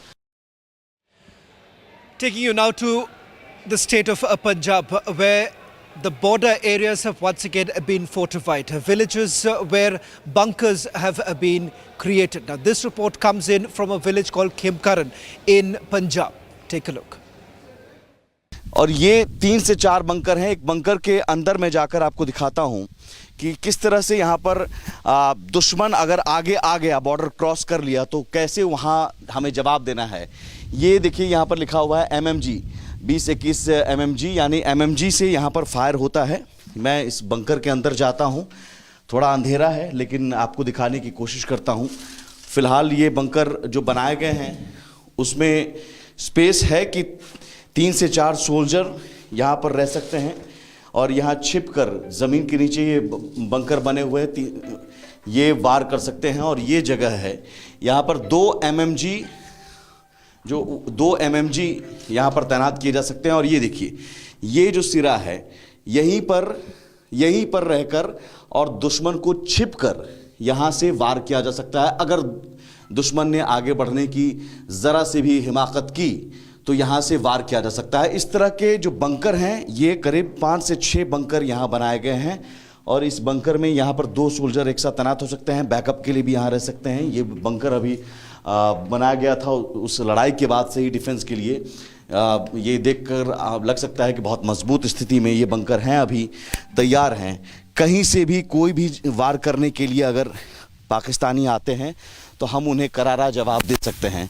इधर मेरे पीछे आप देख सकते हैं कि ये bunker इस तरह के और भी हैं जो लगातार यहाँ पर तैनाती के लिए, इस तरह के बंकर और भी हैं। मैं ज़रा उमेश आप आगे आएँ तो कुछ और भी बंकर हैं, और ये बंकर बहुत मजबूत बनाए गए हैं, बहुत स्ट्रॉन्ग हैं। यहाँ तक तो आ ही नहीं सकते, लेकिन अगर कोई आता है तो फिलहाल उसके बाद फिर यहाँ तैनाती की जाती है, एमएमजी के साथ यहाँ पर तैनाती की जाती है ताकि दुश्मन इससे आगे ना बढ़ सके। कहीं से भी घुसपैठ अगर होती है तो घुसपैठियों को भी जवाब दिया जाए। इस तरह के बंकर एक और हैं, ये करीब पूरा आगे तक 5 से 6 बंकर हैं। ये बंकर भी है, फिलहाल इसे बंद की, ये बंद है फिलहाल अंदर से। ये यहाँ भी इसे हम खोलने की कोशिश, ये बंद किया गया है। एक बंकर हमने दिखाया। इस तरह के कई सारे बंकर आगे तक बने हुए हैं, और ये बताता है कि कैसे तैयारी बहुत स्ट्रांग है, पूरी है। हर जगह से, हर मोर्चे से हम जवाब देने के लिए तैयार हैं। Well, one of the reasons why most of these villages across the line of control are now taking some bold measures. That's because in any sort of eventuality, you have the villages being the worst affected. Now, in some of these villages, they've already started carrying out certain defense programs. In fact, we're given to understand these are part of a self-defense program that has been carried out in some parts of the LoC. This is a report coming in from my colleague Arawat.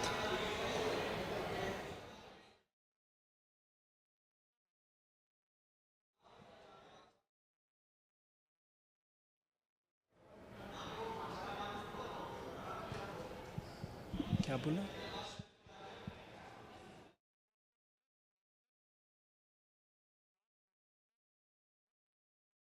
Latest images now coming in from the line of control, where we are being told that civil defense forces have actually reached. My colleague Arawat there, as we are being told that the civil defense services essentially trying to help the villagers to try and help the locals to fortify the area and create the bunkers in those areas. This report now coming in from the LoC.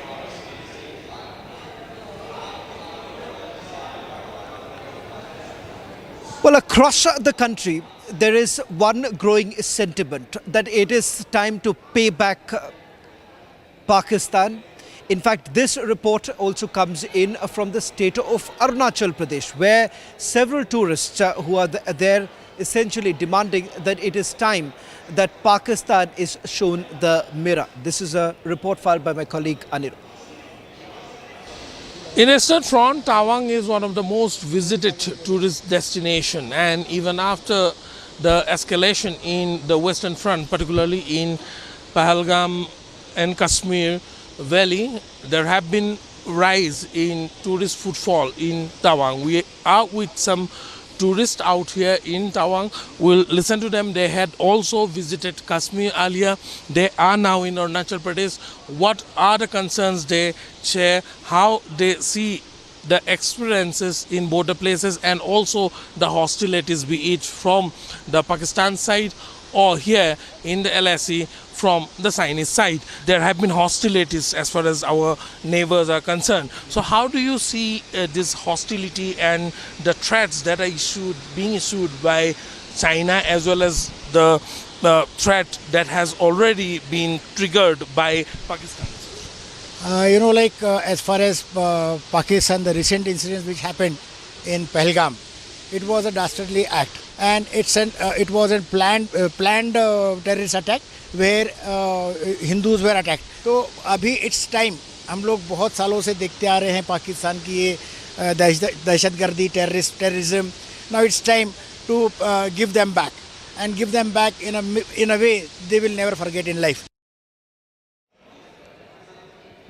Well, let's also take you through some more details now. Coming in, there is also breaking news coming in with regards to an INS warship that is just docked in Surat. In fact, we're going to take you through the latest details coming in as the Navy carries out multiple exercises, particularly the western border is where you have the Indian Navy not only carrying out drills, but these exercises are also to send across a message to the Pakistani. Barely few nautical miles from where the Pakistanis are carrying out their exercises, you have Indian Navy carrying out full-fledged exercises along with the Coast Guard. This morning news also came in of the Indian Coast Guard essentially carrying out sub-surveillance that has been carried out, subsurface surveillance, I beg your pardon, was carried out by the Indian Coast Guard, particularly in the forward areas along with the Indian Navy. We'll try and see if we can take you through the latest visuals coming in of the INS warship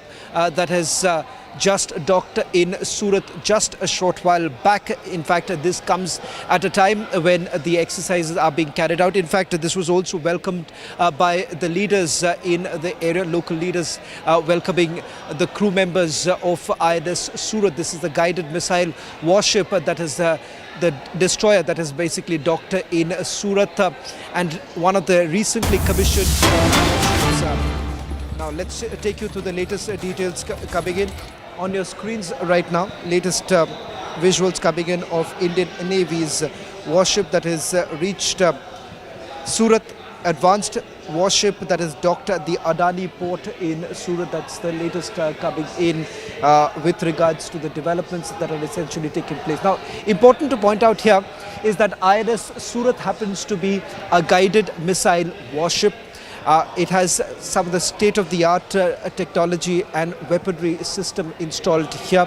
This is a newly commissioned warship that has also been brought in by the Indian Navy. Now, in terms of a simple comparison of the naval power between India and Pakistan, remember, India has a far superior naval power, and that is the reason why, remember, one of the areas where the Pakistanis perhaps are extremely worried is whether at all their Karachi coast remains completely open, and the fact that this could actually lead to a disastrous consequence, what it has happened in the past also in the lead up to the wars that have taken place between India and Pakistan. Take a look at this detailed report that we have put together for you to get a better understanding of the naval exercises that are being carried out.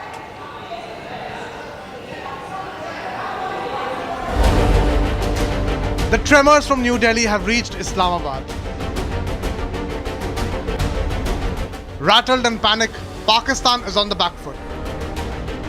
Prime Minister Modi granting the Indian Armed Forces full operational freedom to avenge the Pahalgam massacre has thrown Pakistan into a frenzy. And India has intensified its military readiness.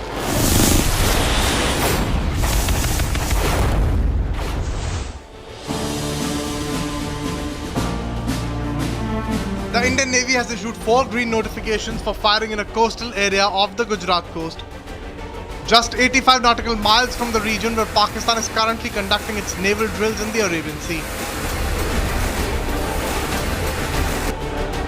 Indian Navy has been carrying out various exercises with more demonstrations scheduled over the coming days. The firing notifications are valid from April 30th to May 3rd, 2025.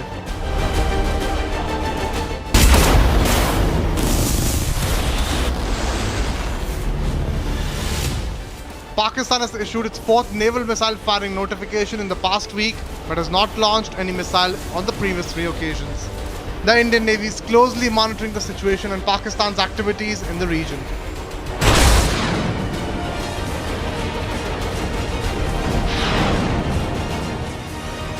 These live drills come days after the indigenous guided missile destroyer INS Surat tested a medium-range surface-to-air missile.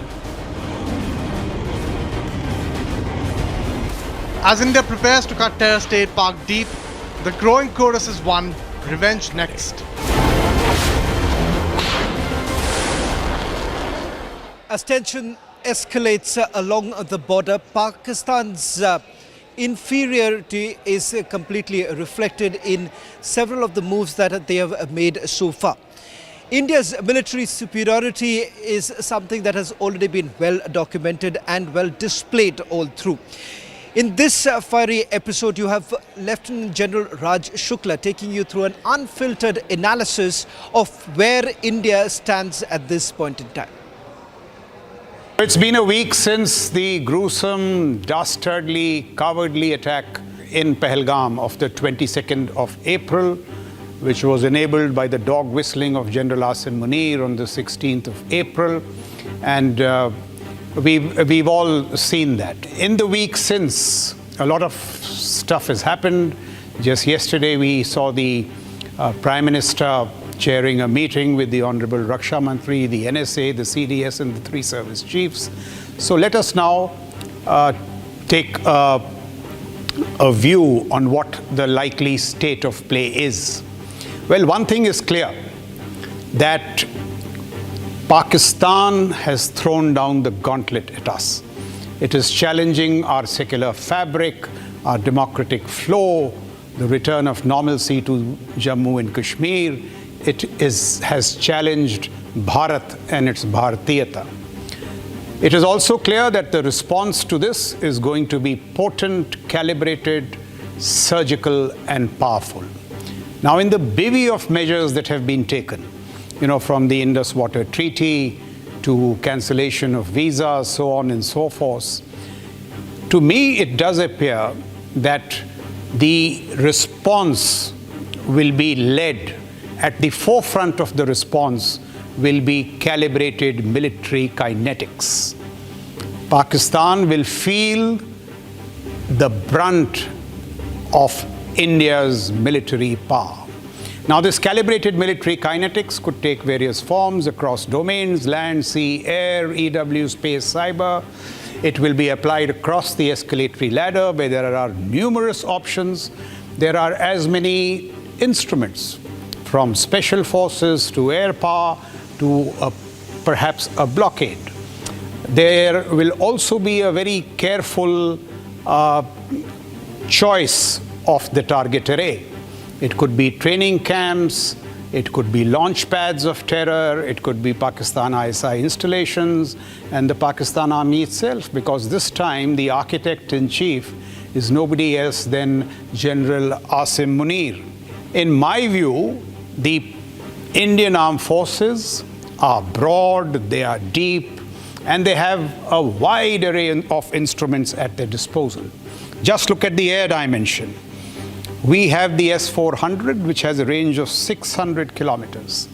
The Pakistanis, even if they have the latest version of the HQ-9 surface-to-air missile, has a range of just 300 kilometers. The Rafale is a 4.5 generation aircraft with Astra beyond visual range missiles, 100 kilometers. The Scalp, the Meteor. The F-16 is only 4th generation. Look at the naval domain. The number of combatant vessels that we have is close to 300, 294. The Pakistanis barely get past the 100 mark. We have 2 aircraft carriers, he has none. We have number of submarines, those which are nuclear powered. We have the sea leg of the nuclear triad. The Pakistan doesn't have this. Let's not go into the land domain, where our tanks, 4,000 to 2,000. Artillery pieces, 3 times more of the Pakistanis. So not only in terms of the orchestration of the power, the calibrated military kinetics, but also in bean count, we have a huge lead. Let me also say, from another military metric, from the standpoint of another military metric, we retain the ability to control what is known as escalatory dominance in the land, sea, air, conventional, and even the nuclear domain. It's also time to call the schoolboy bluff of the Pakistanis with regarding to their brandishing these nuclear weapons. See, we will not go by the red lines that they tell us that these are the red lines. We know what their red lines are, and we will so orchestrate the battle so as to keep it below the threshold of the nuclear dimension. So I think in sum, the Pakistanis have committed a grievous error in that gruesome, dastardly assault, where they fell so low that they resorted to religious terror, communal terror, religious targeting, where, honeymoons were turned into funerals, where fathers were gunned down to death in front of their sons. This is a big challenge for India and its statecraft. And I have little doubt that this time Pakistan will feel the might and potency of Indian military power being unleashed on them. Thank you. Coming in from Pakistan, where Chinese ambassador to Pakistan just held a meeting with Prime Minister Shehbaz Sharif. In fact, during this meeting, the Prime Minister has basically conveyed his wishes to the President and Premier. On your screens right now, these are the latest visuals coming in right now from Pakistan of the meeting that took place between the Chinese ambassador and Prime Minister Shehbaz Sharif. Remember, you've had the Pakistanis extremely worried right now. They say that India is going to attack in the next few hours, and that is the reason why they believe that they need to guard up. In fact, they have now got across to the United Nations begging them for some sort of a help as far as this matter is concerned, hoping that they will be able to dial down the tension. You've had Nawaz Sharif actually advising his own brother that he needs to dial down the tension with India and hope for a diplomatic resolution. And thereafter, you've had several of the Pakistani ministers making several comments with regards to if at all India basically carries out an attack, how exactly will they really respond. Now, in the backdrop of that, you've had the Chinese basically coming in. Now, there are several accusations that have been leveled against the Chinese that in a clandestine manner, they're basically trying to also equip the Pakistani army at this point in time in terms of weapon transfers. Now, these are allegations that have been leveled against the Chinese, whether at all they are or not, because for the first time, you've had the Chinese also calling out the Pakistanis as far as the terror attack that took place in Pahalgam. But having said that, these meetings are a clear reflection of the fact that Pakistan is extremely worried because they do not know what's really coming their way. And the fact that if at all there is a full-fledged war that actually takes place, whether at all Pakistan will be able to sustain all this by themselves. And that is the reason why the Chinese help becomes extremely crucial at this point in time. This entire meeting with the Chinese ambassador, we are being told, the latest inputs now coming in from our reporters in Pakistan is the fact that this is the first meeting that has taken place between Shehbaz Sharif and Chinese ambassador. This meeting comes in the backdrop of several attacks that have actually taken place in Balochistan. And the fact of the matter is this, that Pakistan finds itself split at two ends, one at the Durand line and here as far as the western border is, our western border is concerned. So at clear ends, in both these cases, you're seeing Pakistan being completely stretched out at this stage, and that is the reason why a Chinese intervention is what the Pakistanis are really hoping. You have the ambassador of China going and meeting right now Prime Minister Shehbaz Sharif. This is the latest information coming in.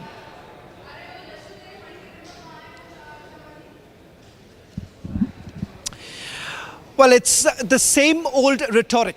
You have the former Chief Minister of Jammu and Kashmir, Mehbooba Mufti, as well as Farooq Abdullah, who is once again advocating for those very terrorists who have been involved in the Pahalgam attack. Following the Pahalgam attack, remember, you've had the security forces completely demolishing the houses of these active terrorists operating from Pakistan. Their residents were basically demolished by the security forces. You have Mehbooba Mufti and Farooq Abdullah, they're bleeding heart right now for these very active terrorists, saying that demolition of their houses wasn't really appropriate.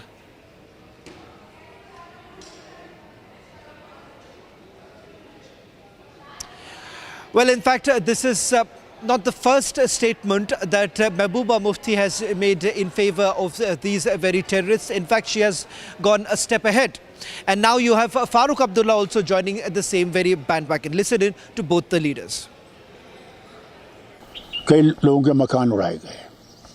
अब मुझे बताइए, अगर बेटा militant बन जाता है तो बाप की क्या जिम्मेवारी है उसमें? माँ की या बहनों की क्या जिम्मेवारी है? उड़ा दिया. किस लिए उड़ा दिया?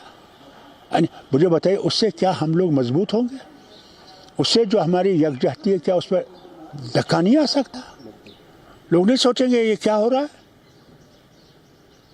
इन्हें हर बात पे 1000 दफ़ा सोचना चाहिए।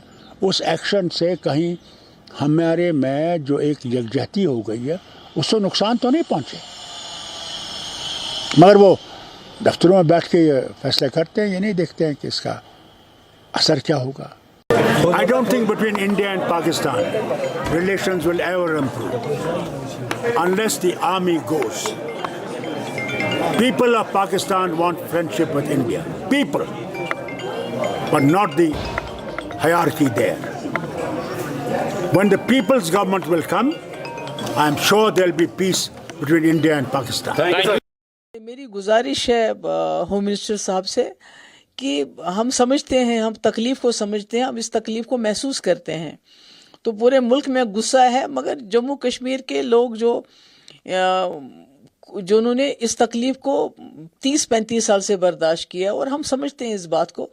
तो ऐसा होना चाहिए कि जैसे जो मिलिटेंट्स के साथ डील करते हुए ये ज़रूरी है कि ध्यान रखा जाए कि आम लोगों के घर न गिराया जाए। और इसी तरह जो आपने एक एडवाइजरी की है कि जो लोग यहाँ बाहर से आए हुए हैं, पाकिस्तान से आए हुए, तो उसमें कोई ऐसे लोग हैं, ऐसी औरतें हैं जिनकी शादी 30 साल 40 साल पहले हुई है, या मतलब जिनके बच्चे हैं, ग्रैंड चिल्ड्रन हैं, उनका घर तो हिंदुस्तान है, वो तो अपने आप को हिंदुस्तानी समझते हैं, वो इस वक्त इस उम्र में कहाँ जाएंगे?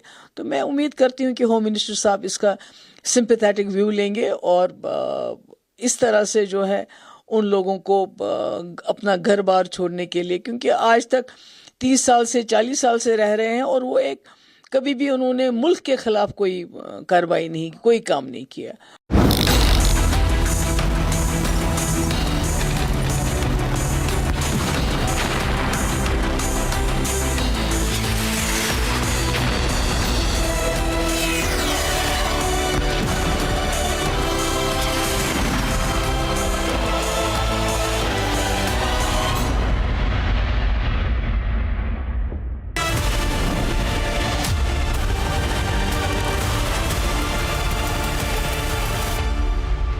Mahi sir, how much do you love your fans? Honestly, I love my new fans. पुराने वाले बेकार में शोर करते Sir, fans हैं, शोर तो करेंगे ही ना? नए वाले नहीं करते. And they listen to what I say. The new generation Orient BLDC fans. Super silent performance with voice control. Silly me आए तो और Cricket fans. आधे बाउल दही में 4 चम्मच MDH चटनी पुदीना मसाला डाला, स्टर करो, पुदीना चटनी तैयार। MDH चटनी पुदीना मसाला। MDH।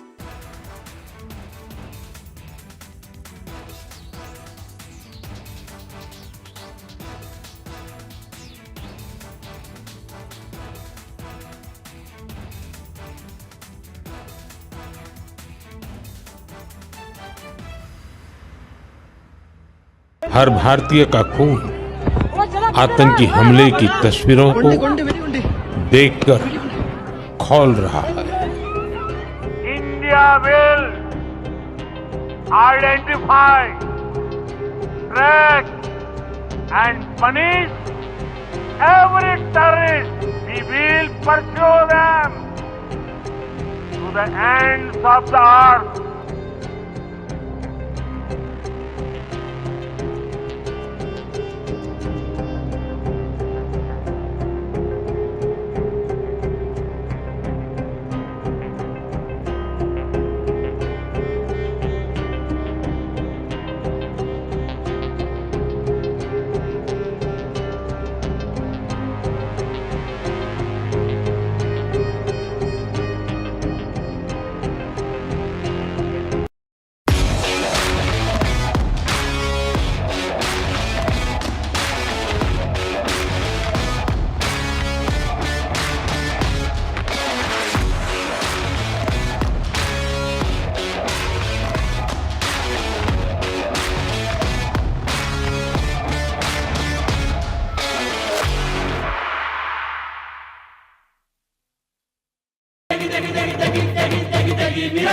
MDH की देगी Miraj.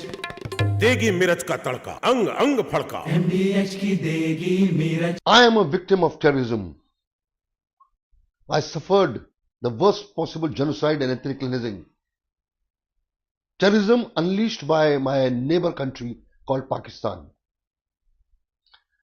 Pakistan is a terror nation, it's a terrorist nation.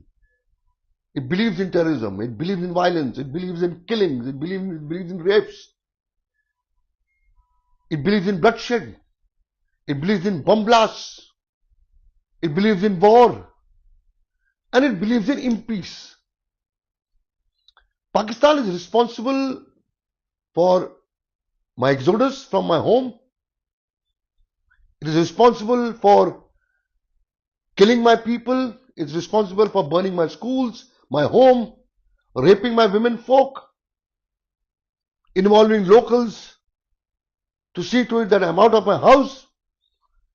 And nearly 4.5 lakh people from my community, the entire community, left their homes and they were in the refugee camps in Jammu and other places of this country.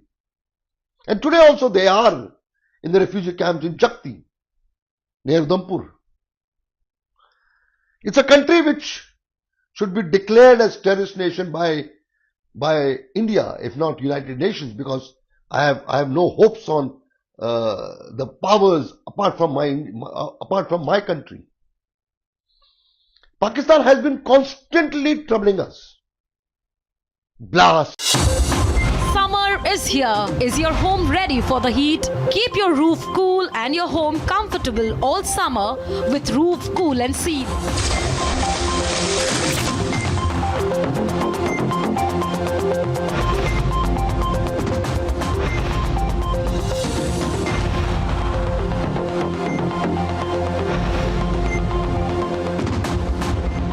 पसीना मत बहाओ, Berger roof cool and seal लगाओ।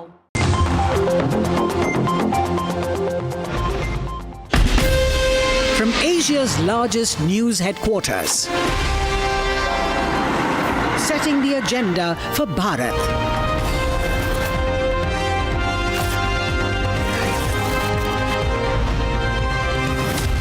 You're watching Republic.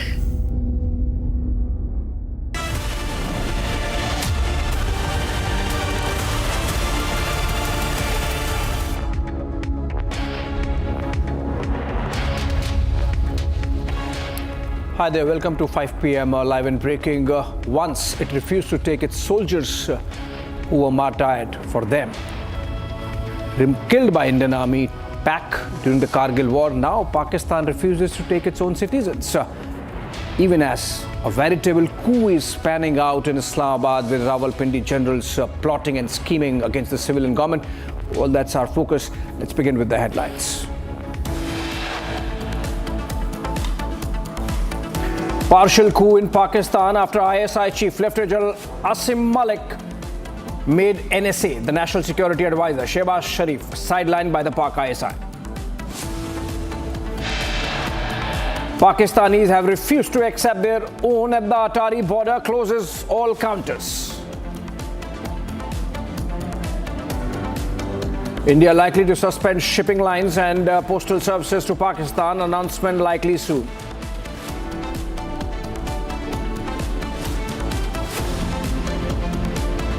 After Navy, Coast Guard has now increased patrolling in the northwestern region.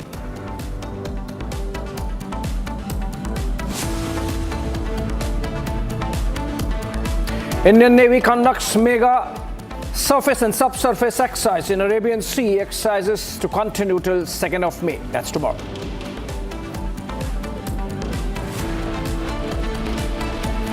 As India-Pakistan tensions escalate, Republic reports from the border front line.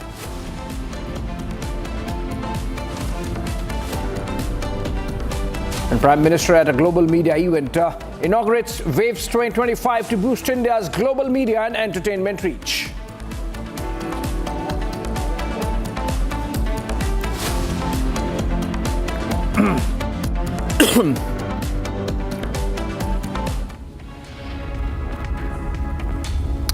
All right, let's begin with a breaking news development coming in from Islamabad, where it seems the Chinese are now getting in. The Chinese ambassador to Pakistan has had a meeting with Prime Minister Shehbaz Sharif.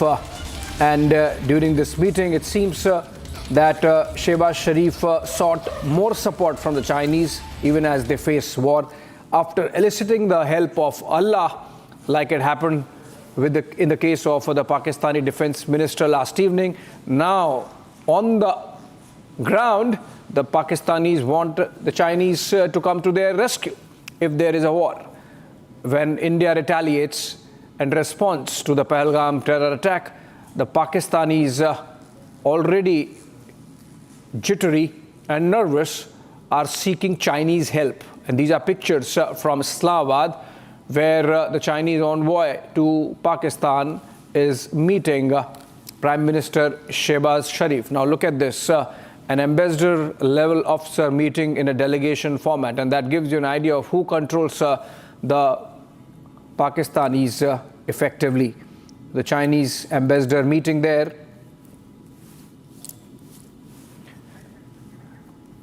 And we are going to have a reporter live soon. Essentially, these are pictures coming in from Islamabad. And remember, China is the only country which has very publicly stated that it's going to militarily stand with Pakistan. We had their Foreign Minister Wang Yi forgetting all the understandings reached